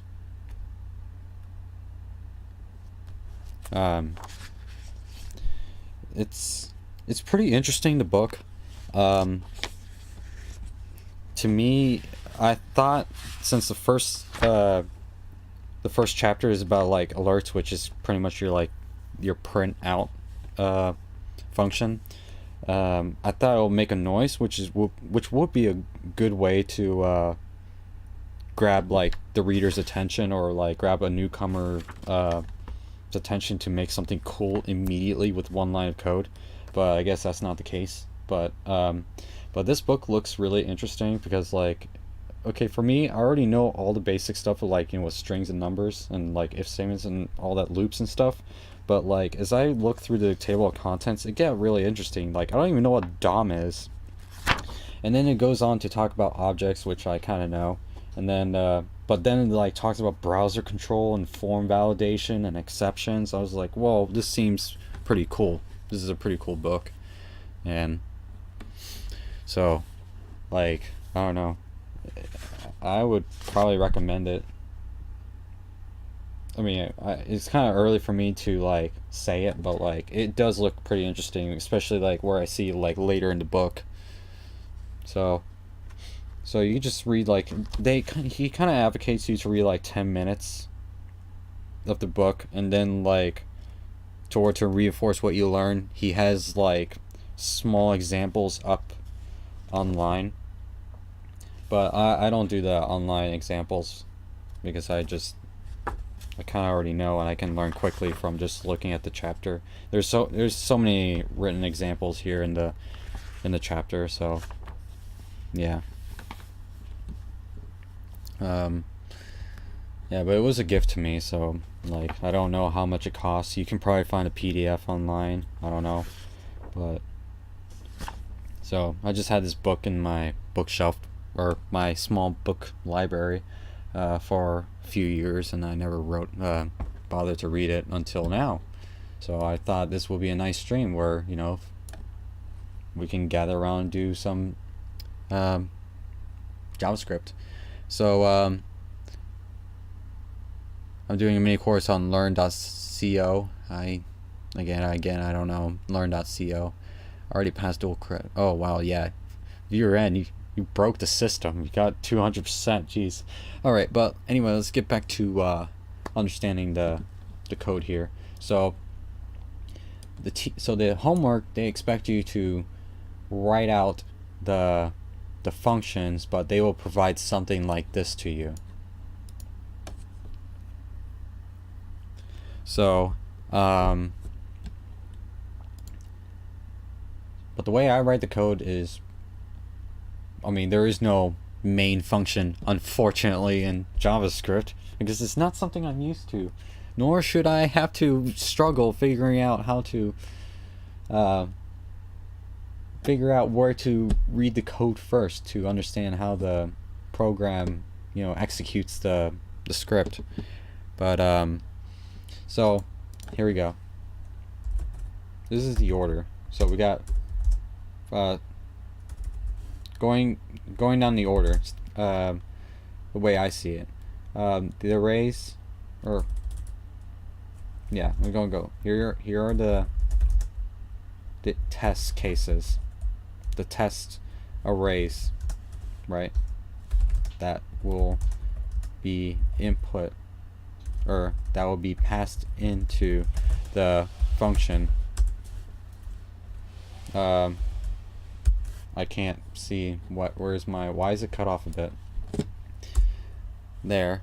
And then what was I going to do? Oh, pass into the function above the Beatles play, right? So here's the test arrays. We're going to pass that in to here. We don't to do that, we have to call the function. So call the function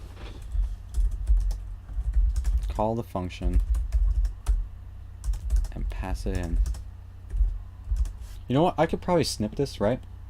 It's gonna be a weird way to explain it. Since I don't have like a whiteboard or have like that Khan Academy technology, you gotta bear with me.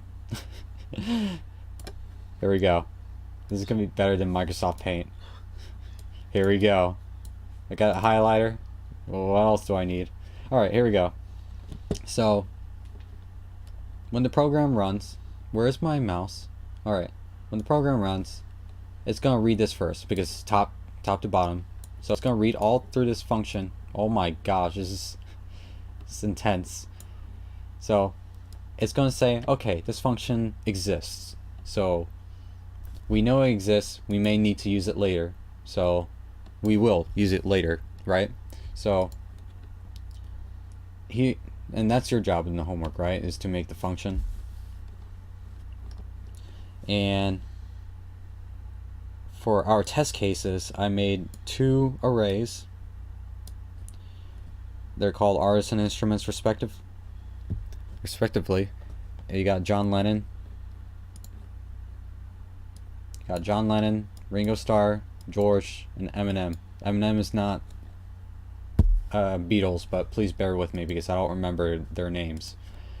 And we got their instruments: piano, drum, bass, guitar, and Eminem raps.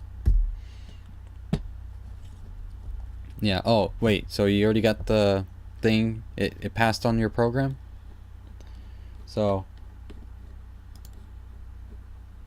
here we go. So that's the function call. And we passed in the ones that are highlighted, the artists and the instruments. Oh, okay. Yeah, and passed them. Oh, you're talking about, oh, okay. Well, okay, I was confused. I was like, well, okay, so I'm explaining here. You got yours passed. Great. Do you want a rundown? No, okay, I see. So we got artists, which is denoted, I guess, on accident in blue. I'm sorry. Was not processing for a bit.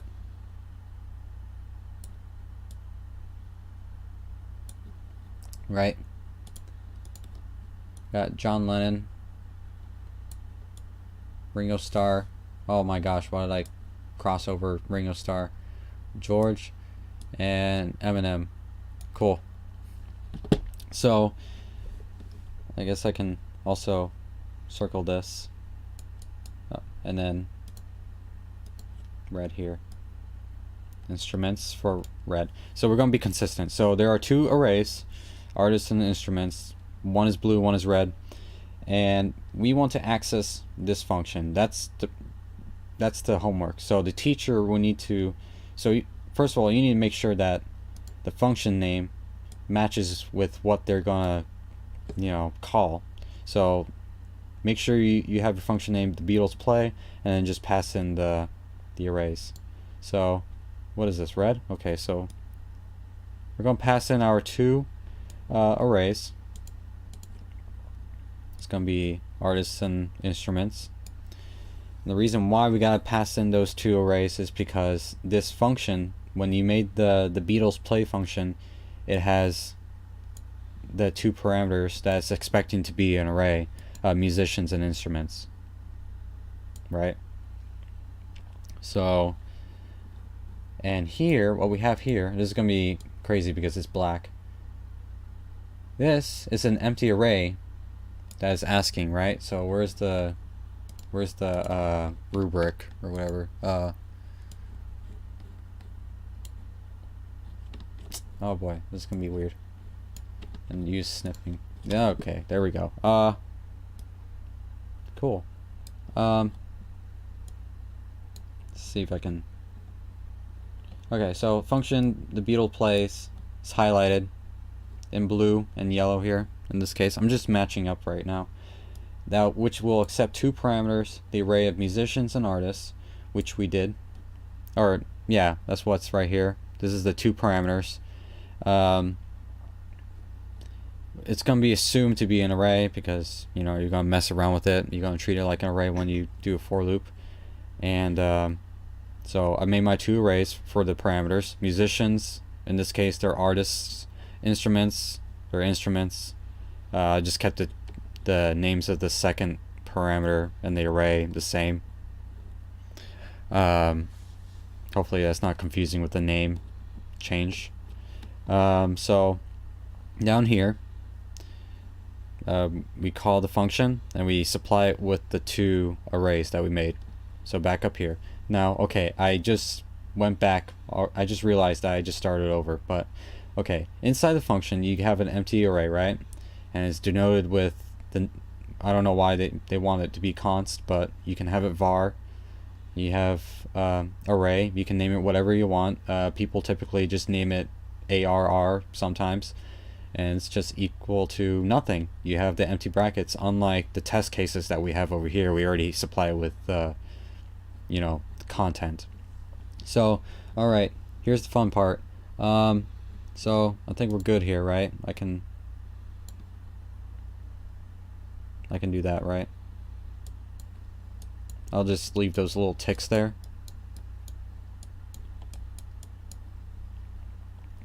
And all right, so the array should create an empty array stored in a variable. So this is the empty array. I don't want to type because it's not going to type. It's more like I have to individually make the letters. This is going to be a poor attempt at writing.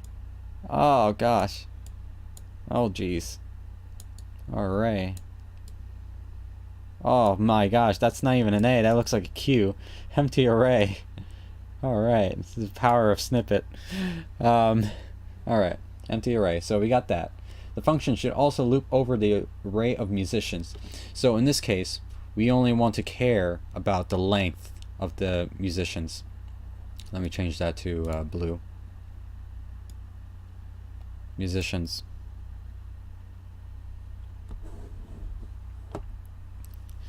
Basically, it's failing before it does any test because it cannot do the required Mocha JS DOM statement. So all this time the error is just on their end. I mean, you know what? That could happen. That could happen. But so create an okay, we already got past that stuff. The function should also loop. Am I missing? Should also contain a for loop. So this is a for loop. We got C right there. I'm going to highlight that. For loop. Right? And loops over the array of musicians. So we only care about the musicians, because that's how long the loop should last. So we're going to start off saying that I is equal to 0. That's how you start off. And so it's going to go through here. 1, or how do I label this? You know what? I think hopefully we're good with that empty array.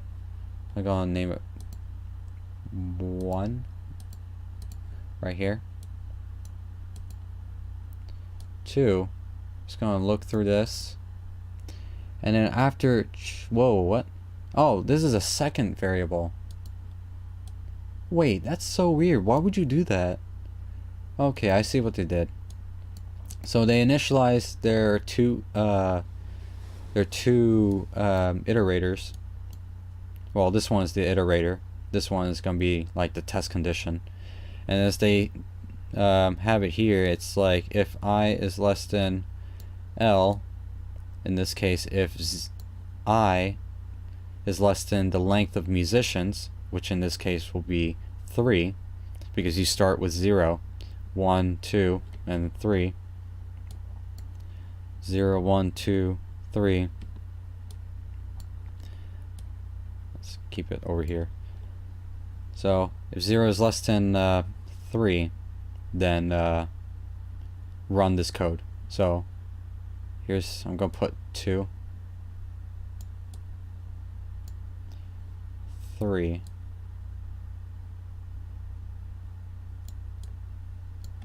and 4. So this is pretty much the cycle of the for loop.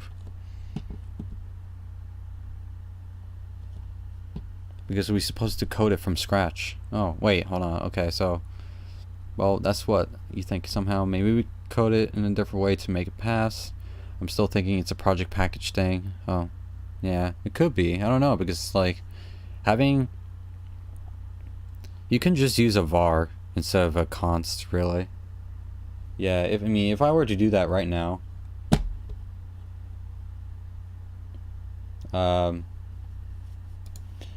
here, let's change this to var.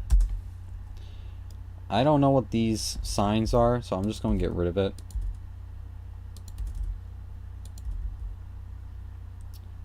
And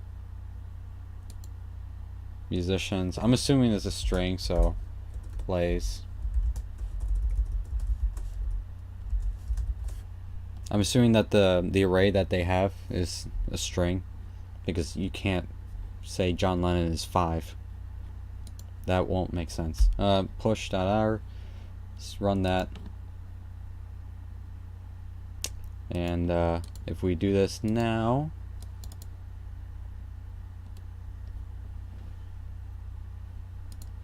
it should work. Yep. So nothing changes, it's just that I changed this from const to var. And you know what? Since I don't like how your teacher did the whole for loop body structure, this is the real way to do it. Or a lot of people do it. I wouldn't say it's real, but you know, again, everybody has their own way of writing code, and that's the creative part about it. So musicians, this is what you will see often with other people's code. No matter what language, it's usually one condition to initialize, the second part is the condition of the for loop, and then the third part is the increment or decrement, depending on which way you want it. So that's the way I like to see it. I don't like the whole 2 variable thing. That's why I was like surprised to see like this thing. Like, what is this? So I shrunk down this into like not like this. I don't need a second variable to hold how long the musician length is.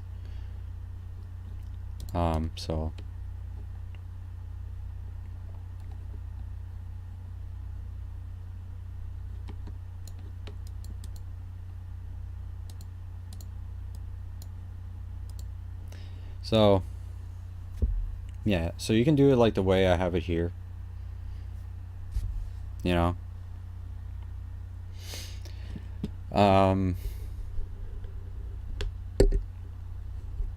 So what it does in this loop, starts from 0, checks to see if 0 is less than the length of musicians, which is 3. So is 0 less than 3? Yes. So run through this code, right?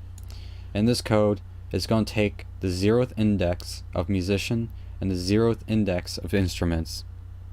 So in this case, John Lennon is the 0th index in musicians because we pass in the arrays to the functions. It's going to say John Lennon plus plays plus instruments, whatever the 0th is, because remember I is 0 and we just started the for loop. So I is 0, the 0th index of instruments is going to be piano. So John Lennon plays piano.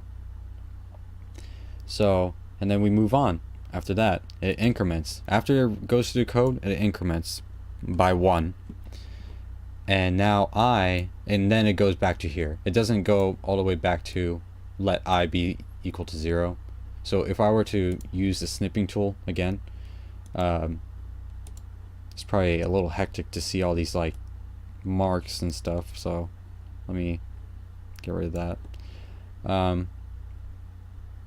So the order is like this. You got this. Oh frick, I forgot it's teacher's code. Let me make a new snippet. So here's the order. So you got your, I'm going to use black pen. So this is the first. So it's going to go through here. Then it's going to go through here. Then it's going to go through here. And then it's going to go through here. And it's going to keep looping. So 1, 2, 3, 4. Or I should put the 4 closer to the increment part.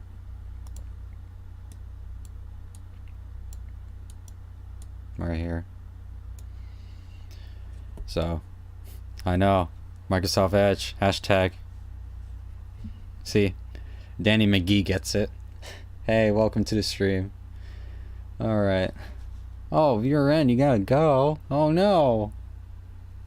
Don't go. Alright, well, take it easy. Don't get a nightmare. Listen to, oh, wait, was I wrong? Oh, wait, did I misspell it the whole time? Oh my gosh. Microsoft. Wow, thank you, Danny McGee. You know what? I'm not gonna fix it. I don't know, it sounds unique, isn't it? I don't know. It's not Microsoft. Microsoft. It's even smaller than micro.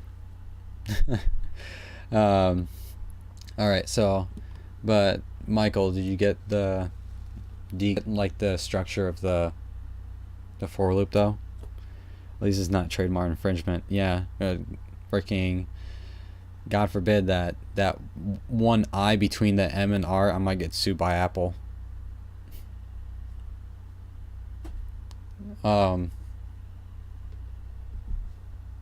Or actually the capital I that I have in I'm learning. 4 loops. That's right, 4 loops. 4 steps. Yeah, you understand the structure. Better than 3 loops, but not quite 5 loops. You know, you gotta have that, you know, secret 4, you know, that, what was it? Valve will never count up to, you know? I found the secret, you know, number of loops. Let an array is the same. Let an array is the same. Let an array. No. So, let, I don't know why that's a thing. That's, you can also change this to another variable. So, these two are 2 different variables because, you know, you can name a variable whatever you want it to be.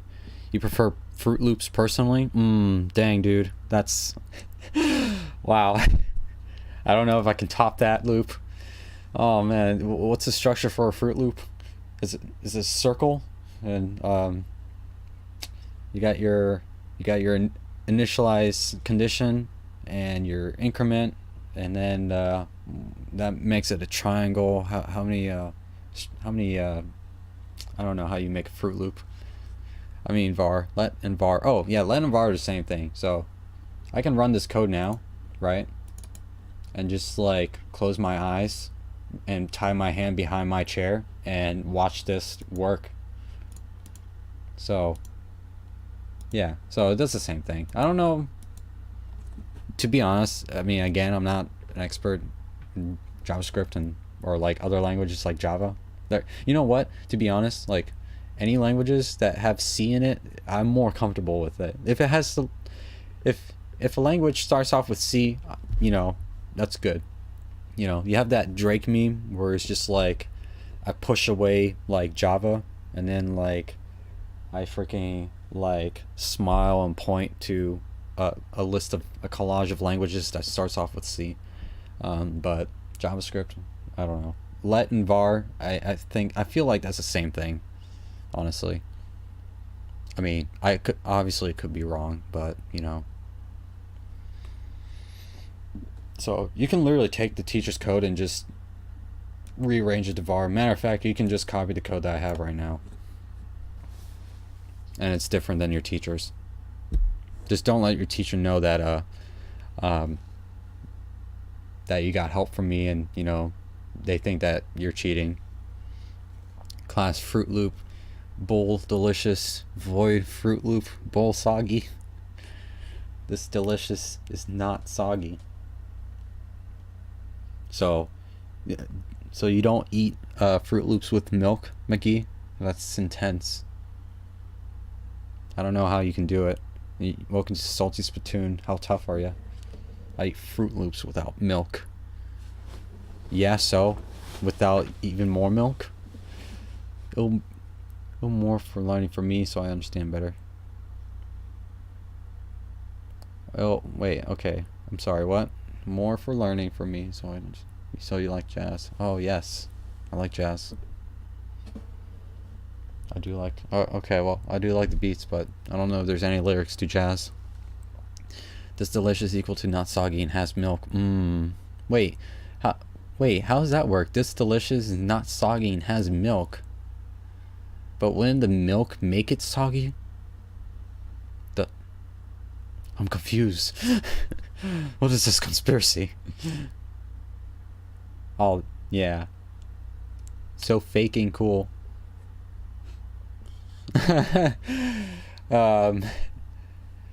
Awesome. All right. So Michael, are you okay with this part then?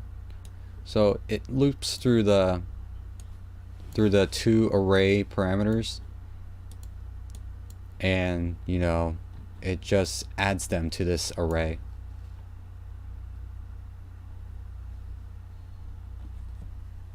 Oh my gosh. Whoa, he pulled out the triple equal slash not operator. Dude, I'm still confused about JavaScript. Why do they even have a triple equal sign? Is that even necessary? Like, come on. It's not, double's not good enough. You need a mega stuffed, you know, conditional operator. So both are serial. Oof. Do they derive from the same class of Fruit Loops? No, they don't. They do derive from a class called serial, but yeah. So, all right. So we're good with for loop, right? So we can move on to while loop, where it's gonna be, where's that script? Okay. So we're good on for loops. Oh frick! Oh my gosh! Whoa! Wow, Danny McGee. Wow, dude, you freaking pulled off the serializable card. Oh gosh, jeez. That was pretty freaking clever. Gosh. So we're good with for loops. Michael, we're gonna do while loops now. Dude, I can like literally.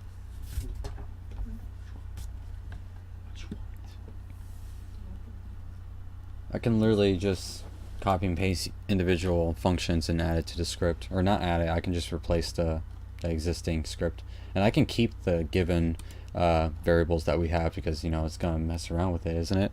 So no, I mean, are you okay, or like should I move on or should I not? You can let me know. I can still work on for loops. I can like give a quick example. Like, actually, yeah, you're good? Alright, cool. So let's move on to the second part, the while loop. Gonna copy and paste over the existing code. John Lennon facts. Can you believe that this homework assignment involves like crazy facts like that? Oh my gosh. But alright, you can move on. I understand. Alright, cool. Did you eat Fruit Loops today? Presto, it is a girl with a piece. What the frick? Okay. Went from cereal to traps. Alright. Alright. I can see where this is going. We got some cereal, we got some O's, you got some milk. I get ya. If not, we should probably pause here and wait until tomorrow. John Lennon equals old teacher. Was he an old teacher to you? Oh, did he taught you something, McGee? Result array. Okay, so in this one, shout facts. So we only go down to one array. So first of all, it's already sounds easy enough, right? Or sounds more simpler, right? With John Lennon facts. And we're going to call, instead of the Beatles play, because it doesn't exist anymore, John Lennon facts. We're going to pass in facts, because that is the name of the input array that the teacher will provide, right? So input var facts. So we're going to make a new variable that's going to be an array, and it's going to call facts. And what are the facts again? I'm just going to copy and paste this, and I'm not going to use const. I'm sticking to something that I'm more familiar with, if that's okay with you, Michael. That's honestly how you should write code. If you're starting out, or like if you're still learning about programming, it's just write something that you're comfortable with really. Like, there are times where I would encounter like a hard problem, and I know I will make computers slow by the way like I'm writing out the solution or programming or the program. But if it ends up getting the program right, or like if you get the right results, then good, keep it that way. Oh, or John Lennon implies old teacher. Oh my. Andrew WK, how many shrimps do you have to eat till your skin turns pink? Flamingo. Yes, that was a nice song. That was a nice beat. I don't know, what do you call that? Dubstep? No, it's not dubstep.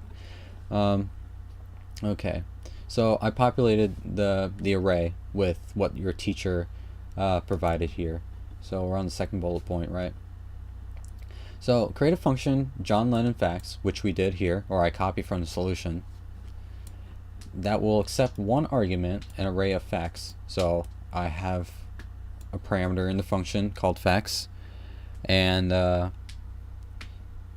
there's the parameter there, and that it might not be exactly the following fact. So that's just a joke. That's the nice joke. So I made the test array that would be passed into the function above. So here's the test array, populated it, and we want to call the function, right, and pass in our facts, or the teacher will pass in, we'll do this part, right? The teacher will call the function John Lennon facts and pass in the array. So we're up here now. So flamingo, trap step. I don't know if that's a thing actually. Const. Let me change this to var, because again I'm not familiar with that. And let me get rid of all this crazy symbols that I've never seen before. And this is going to be a little bit weird.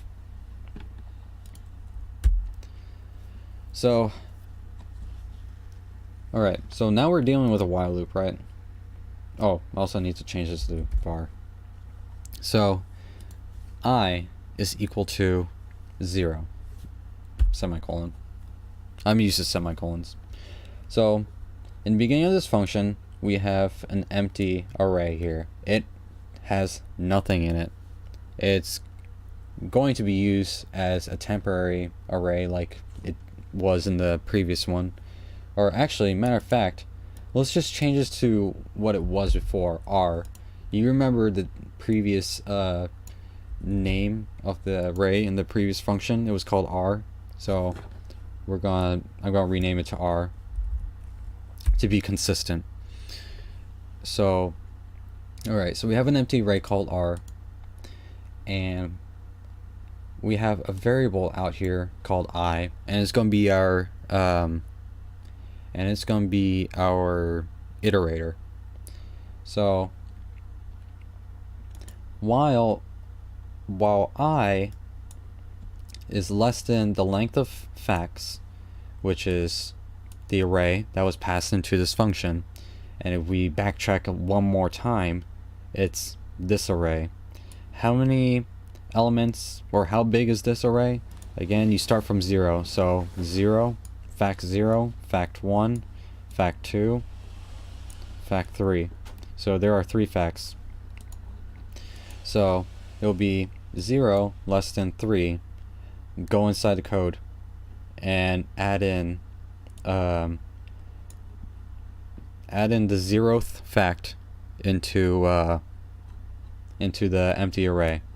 So in this case, we're going to add he was the last beetle to learn to drive to this empty array. And then after that, we're going to increment the I by 1, and it's going to be I is going to be equal to 1 now. So we go back up now. So if I were to take a snippet right now,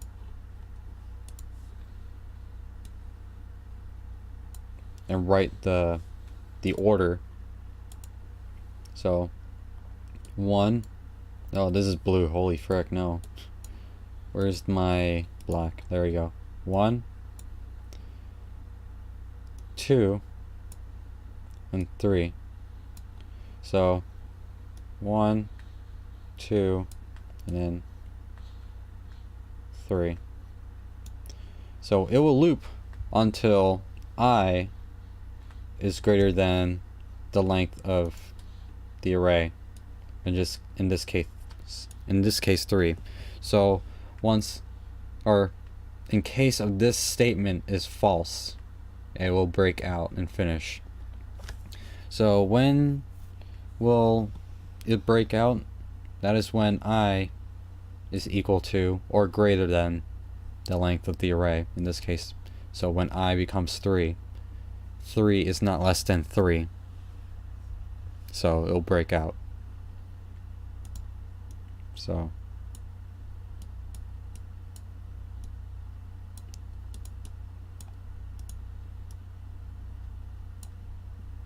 let me just doodle here.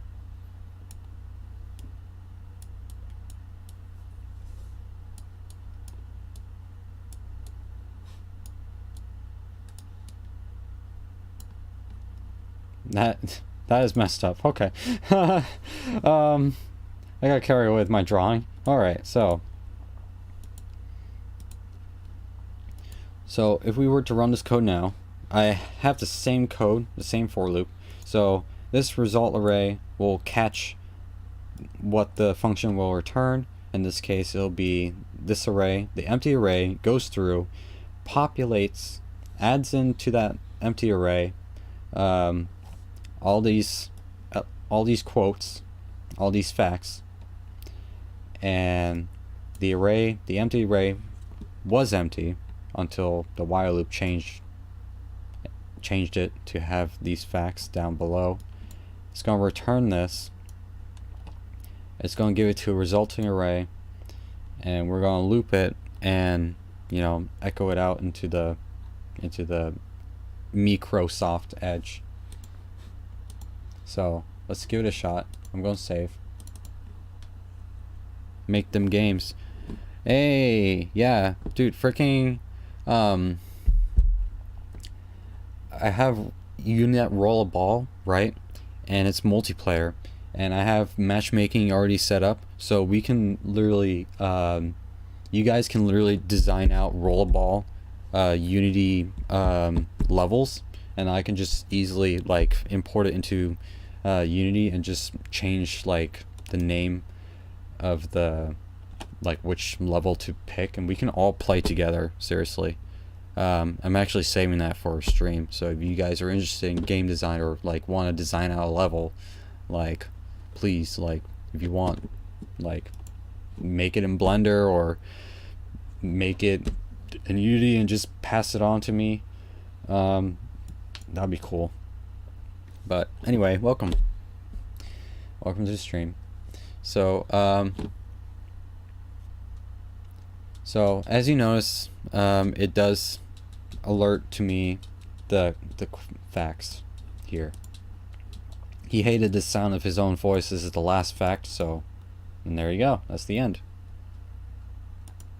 .NET Core or ASP.NET. What do you mean? Like, no, I'm using Unity to make it. I don't know what Unity uses. It is C#, so I'm assuming .NET. I don't know. It has its own like high-level API networking thing. So, but since it's using, I use it in C#. I'm totally assuming that's .NET. But yeah, it's just simple as like downloading a game and just join the match.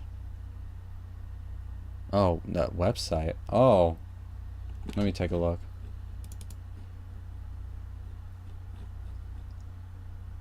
Oh, the Imgur too.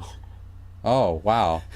That's John Lennon being printed out from the printer. Oh man, man, he doesn't look happy. He just looks disappointed. Like, I like the part John Lennon was just looking at my face and just disappointment.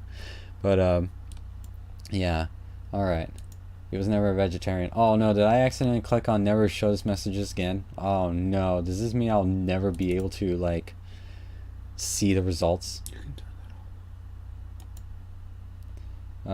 He was never a vegetarian. Yeah, okay, cool. I still see it. But Michael, are you still there? Like,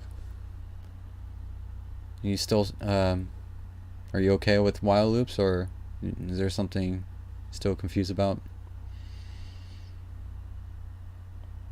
But yeah, again, like, I kind of don't want to have a stream where it's like, all right, time to you know, make some rollerball levels, and like I'm just playing by myself. Like I'll put like one game on the second monitor, one game on the primary monitor, and I'll just play with myself. You think you understand? All right.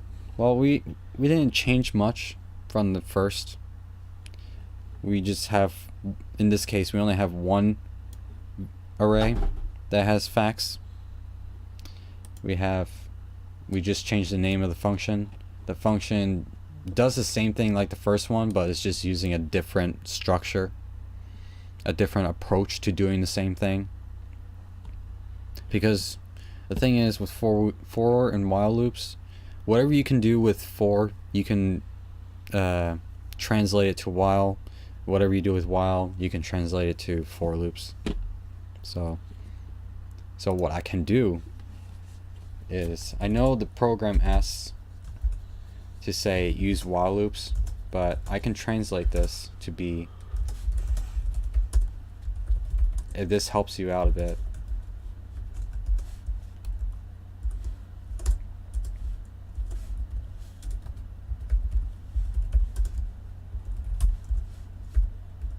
Oops.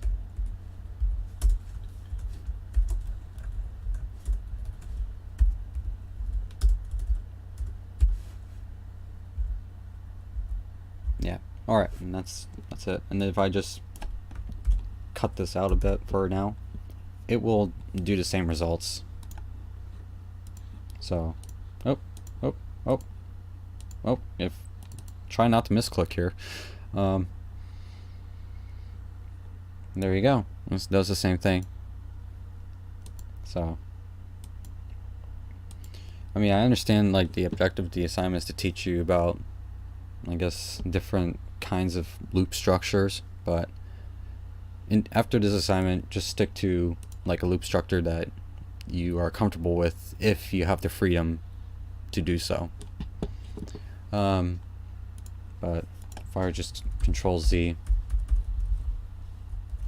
or just take this out, yeah, but I would just, I mean, it's not good, but if I were to do the assignment, I mean, obviously it's not advocated to take the solution and just change the code a bit by changing const to be var, let to be var, but like, you know, if you weren't given the solution and this is what you know, then stick to var or let, or if you have freedom of a loop, stick to whatever you're comfortable with, for a while. I don't really see people do while that often, but you know, that's not a thing, but, or that is a thing, but I don't really see it happening much. But I'm glad that John Lennon is really disappointed in me, staring me down with his cold eyes. I mean, I didn't do anything. I mean, frick. Okay. So are we good to move on to the last part, the do while? What's going on in Discord? Oh man, dang. I'm missing out on Nintendo. 260 messages I'm missing out. Oh gosh, I have to read all that. Dang it. Alright, oh boy, it's gonna be quite a talk. Or a story to read. Alright, so are we good to move on to the third part? Right? No, you're good. You're good. You're good, Michael. You don't have to apologize for anything. I'm just goofing off a bit. I'm just goofing around. That's what I do. I literally blabber all the time. Even in my YouTube videos, like, I blabber all the time. Yeah. Like, I try to do game dev YouTube videos. So if you guys are interested in that, because I know you guys are like programmers, and I heard you guys are interested. So, but I'm gonna try to like mass produce videos and then like mass upload them on YouTube. So that's my current objective. So it's kind of dead, but you know, it'll be alive gradually, or for a long time. But because again, if I manage to mass produce the episodes, so, and then one last loop structure is to do a while, right? So let's take this, right? That's the right one, right?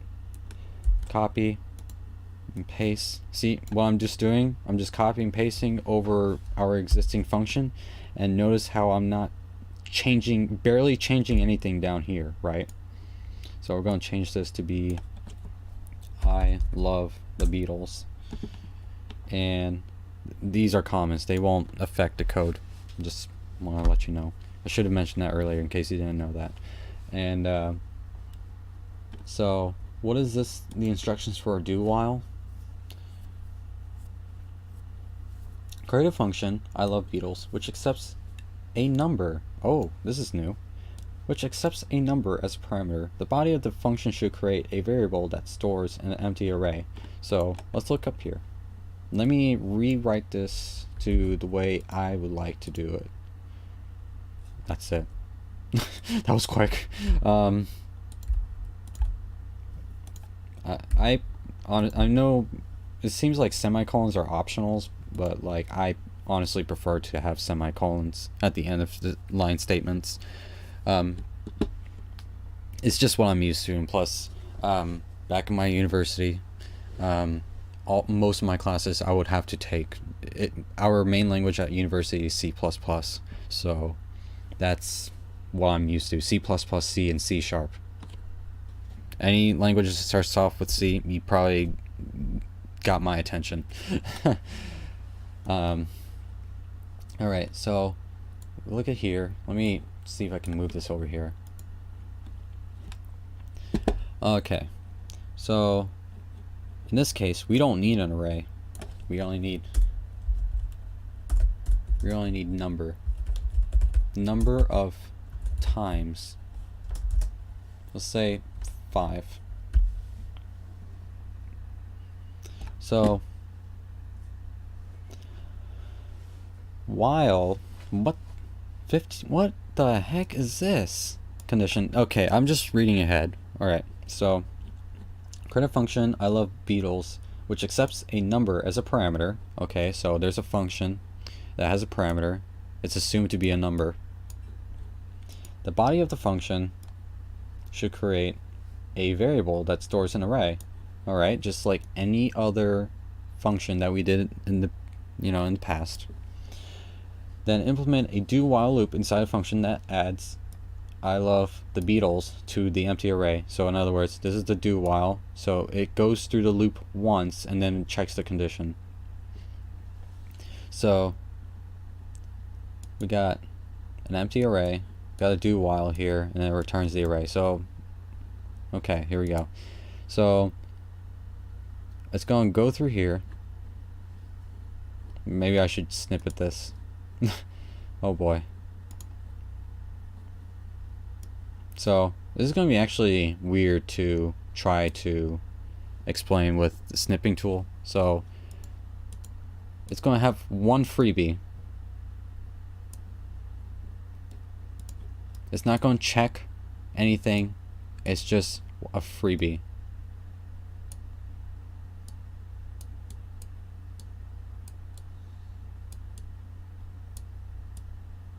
Oh my gosh, writing these letters are so hard. I don't even have a tablet. Or like artists, they use like the drawing pads and stuff, like the Huion and the Wacom tablets, those kind of things. I don't have that. I just have a mouse, and you guys keep hearing the clicks when I let go and press down to write a letter. But one freebie. Why am I saying plural? One freebie. So it runs through this code once, and then it checks down here. So one freebie, 2, and then it cycles back. There we go. So so that's pretty much the main difference between the while loop and the do while.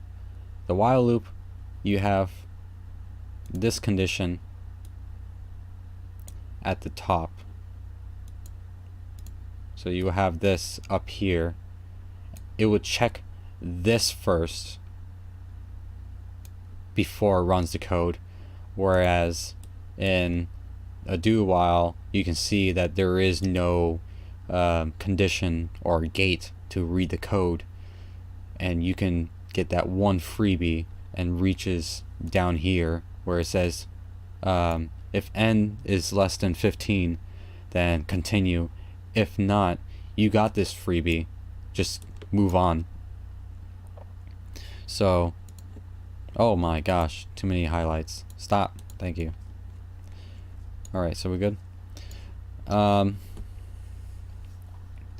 So in this case, number of times. Oh wait, I should change the function's name, right? So we're done with John Lennon facts. Now we're on to I love the Beatles. I don't love them, but I don't hate them. I mean, they're okay. I like it. I like it, but it's not like something I would listen to all the time or something.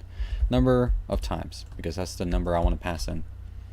So I'm going to pass in 5. And this is going to be still an array. Okay, yep, we're still going. It's just going to echo out how many times I love the Beatles. So pass in 5, right? So we got the name of the function with its parameter 5. So we go up here, n is now 5. So we have a new empty array, and we go down here. So we add a I love the Beatles to the array, and we increment n by 1. So n, in this case, it was 5 when we pass it in. Now n is 6. So 6 is less than 15. So we want to cycle through again. So we push in again. I love the Beatles. N is now 7 and says 7 is less than 15. And it keeps on looping until n is 15. Because 15 is not less than 15. It is 15. So it's going to return that array. So in our case, let's see, from 5 to 15, it would be 5, another 5, that would be 10. So I think it's going to print this out like 10 times, I think, or 9, 10 times. Yeah, it's going to print out 1, 2. I can't believe I'm actually counting this. Should be like 10 or 9 times. If you guys can figure out before I can, that's great. 5, 6, 7, 8, 9, 10, 11, 12, 13, 14. Yeah, 10 times actually. So 1, 2, 3, 4, 5, 6, 7, 8, 9, 10. Alright. Okay, I'm not probably going to run that again, or unless I increase the number of times actually to, let's say 13, so that was like 2. So if I run this now, I love the Beatles, 1, 2, there you go, cool. But if you wrote this to be 16, right, and you run the code now, you should get at least a message that says I love the Beatles, and then it stops, because it went through this first, but since n is 16 and it gets added once to be 17 is not less than 15, so it will break out immediately.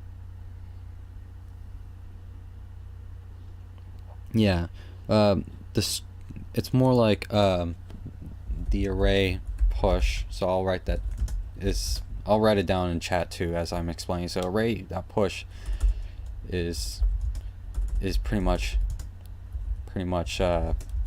adding.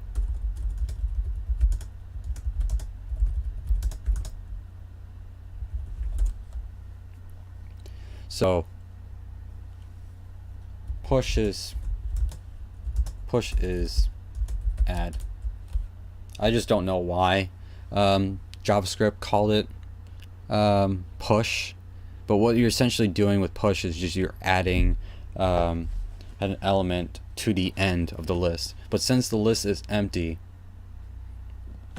you know, what you're adding to an empty list, to an end of an empty list, is just, you're just simply adding something to the list. So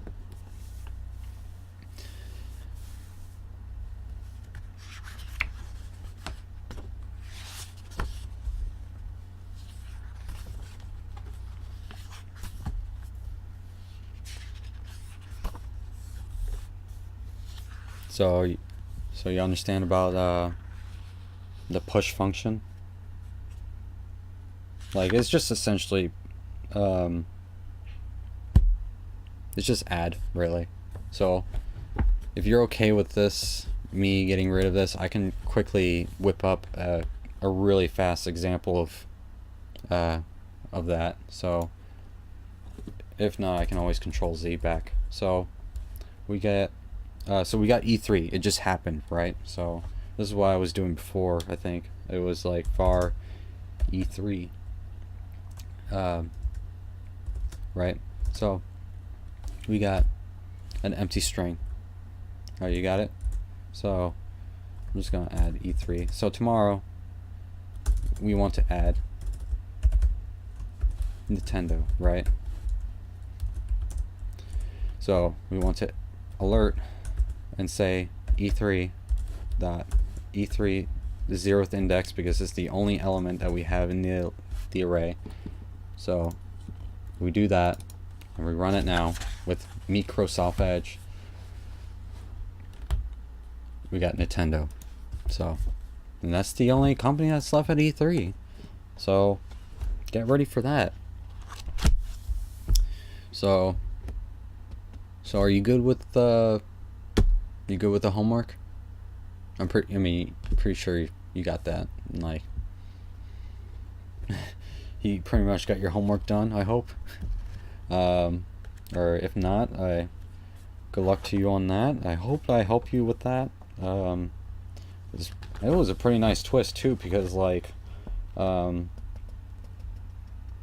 I mean that's what the rest of the book was about. It's just like strings, or I kind of jumped ahead to functions, but no worries, I can backtrack a little bit and hop around in the book a bit. That's fine, that's good. It'll be a technical interview tomorrow a little, but I'm pretty much understanding. Oh dude, frick, like, good luck on that, like, technical interview. I mean, I hope you do well, do good. And honestly, like, when I went through, like, okay, so to be honest, when I had the interview with programming, they asked me about programming stuff, but like something about, like, at the time I didn't know what polymorphism is, right? And it means a lot, seriously. Or like, there can be different like meanings to it, but like, I was just there, I just told her, like, I mean, I know it exists, the concept exists, but like I never really implemented or used it or whatever. And just be up straight honest with them, is like, hey, like, I don't know everything about programming, but like, sure, I don't know this in the interview. I mean, okay, don't go around saying I don't know what a variable is. That's probably a bad thing, but but yeah, you just probably need to refer back to it. Yeah, I mean, throughout the stream, I think you should be able to clip the stream if there's like some kind of point in somewhere in my explanation that like helped you get the light bulb or something, but get a different perspective. That's what I kind of aim at. Like, I can't give like in-depth technical details about like why this one line of code is better than the other one, or like, I don't know if you get what I mean, but like, I can't like, I can't really explain it super technically, but like, I kind of like explain like differently, like Eli 5 maybe, I hope. Usually I develop complex async network system. Okay, dang, dude, like, I don't know how you do it, dude. Freaking, when I was learning about socket programming, holy frick, that was a very first assignment that was given to me this past semester in spring. Like, I got back from school, first day in game dev 2 class, we were given a homework where we had to write up a socket, or like a network program, where it's like a console coin hunt game where you connect with somebody, and you move around with WASD or whatever and collect the coins in the console maze. So I understand I can't really explain well or understand when people explain. When I see people do it, it just clicks me. Oh, okay, so yeah, visual learner, or that's kind of like what I do too. Like, sometimes, like, when people explain to me, I'm just like, I don't understand. You gotta like write it down on paper, or like do it on the whiteboard. Fortunately, me and my friends, when we try to explain each other, it's usually verbally, but like, if we have a whiteboard, then that'll be convenient, just use that. But anyway, yeah, dude, like, if you need to look back in the stream if you want, or I can have this up on YouTube tomorrow or something, or actually, I don't know if I have something already scheduled tomorrow, but I can download the stream and upload it on YouTube. So I already provided the links there, or here, I can do it again. Here, I'll do it again. Oh, that's not Nightbot. That's text plus. I mean, that's not text plus plus. That's Notepad plus plus. But yeah. So yeah, dude, good luck in the interview. I'm pretty sure you'd be fine. And I'm pretty sure Schmelly Orc will be okay in the interview too. Looks like you got everything.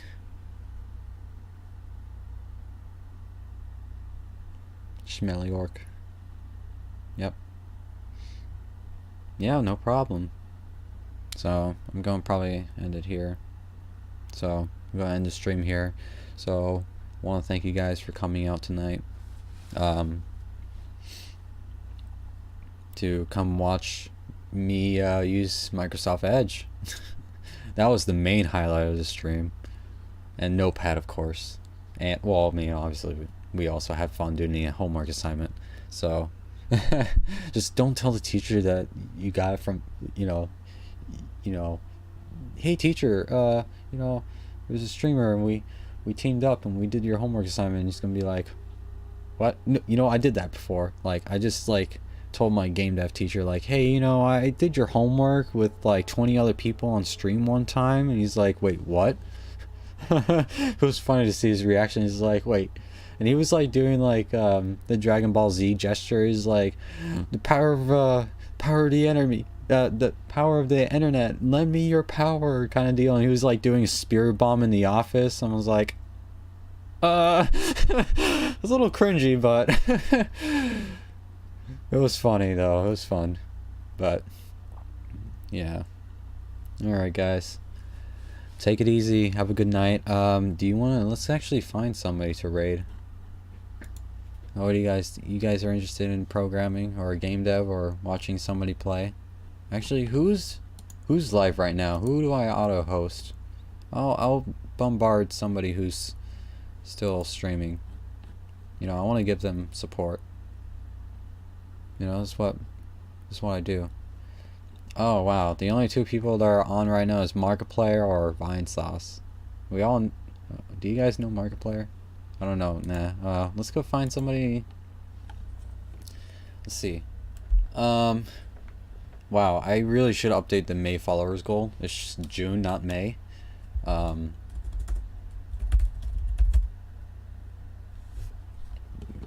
Programming is actually math. What? That's an actual video. Programming is actually math and logic. Don't forget logic. What are you guys interested in? Oh wow, I see my own stream there in the programming community. That's interesting. What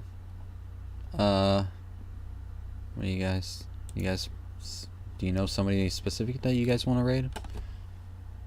You can't find the current video. Oh, in the videos tab. It should be there once I finish this stream or something. Any ideas? Who should I raid?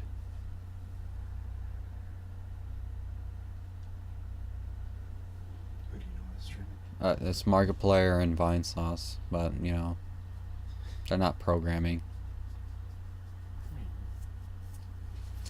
Yeah, it should be there.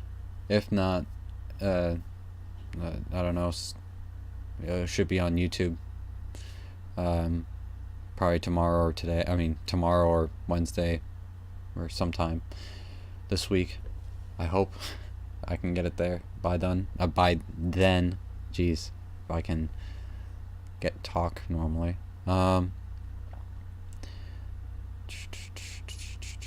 If not, I don't know what to say.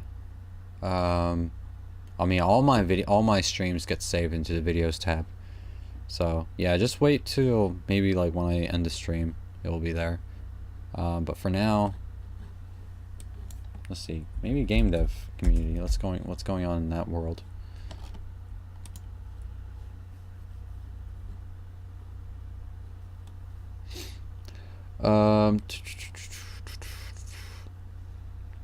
Oh wow, I'm also in that community too. Wow, jeez.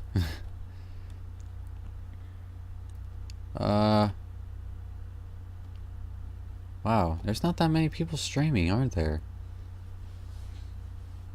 Porting to Nintendo. Here. What? Let me try finding some. Oh, okay.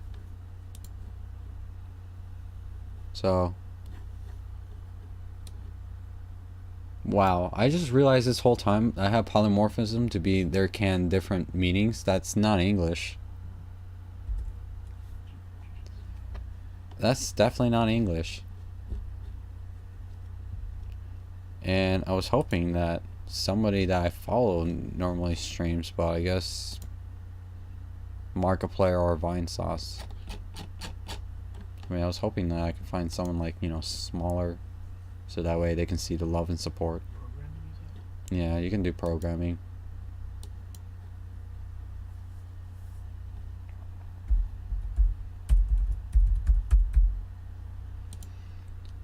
Lol. Oop. Yeah, I know. Object-oriented programming. I know my oop. Yep, definitely. Unit circle. Special triangles. Alright. Pick a programming stream. Just anybody. Anybody? I mean, you got anybody. Making a 2D game in Java? Or you can do, well, Java would be pretty. Yeah, okay. How about Java? Yeah, and then you got. Oh, frick. I clicked on it. I didn't mean to do that. Let's Ninja Noobs underscore gaming. What's going on? What am I? I'm working on it. Alright, guys. Hope you like some Java. It's close to JavaScript. You can probably ask him questions about it. What is it called? Ninja Noob gaming. Noob Here, let me. Gaming? Let me get it right here. Is it underscore gaming? I don't know. Let me check. Capital G? Let me check. Program. Unrecognized channel. Oh, wait. Unrecognized command. Wow, I don't know. It is. Alright, guys. Yeah. Ninja Noob underscore gaming. Alright. But There we it's go. Noob N-U-B. Yeah, there you go. Alright, cool. So, get ready, guys. Let's do this. Let's rate some other programmer. And I want you guys to have a good night, good day, depending where you live, depending on the time zone, really. And I hope you guys learned something. I hope you guys enjoyed JavaScript. I will try to continue more JavaScript adventures, actually. So, get ready for tomorrow or Wednesday. I really hope to stream tomorrow, Wednesday. Well, I mean, that's according to my schedule. So, alright, guys. Take it easy.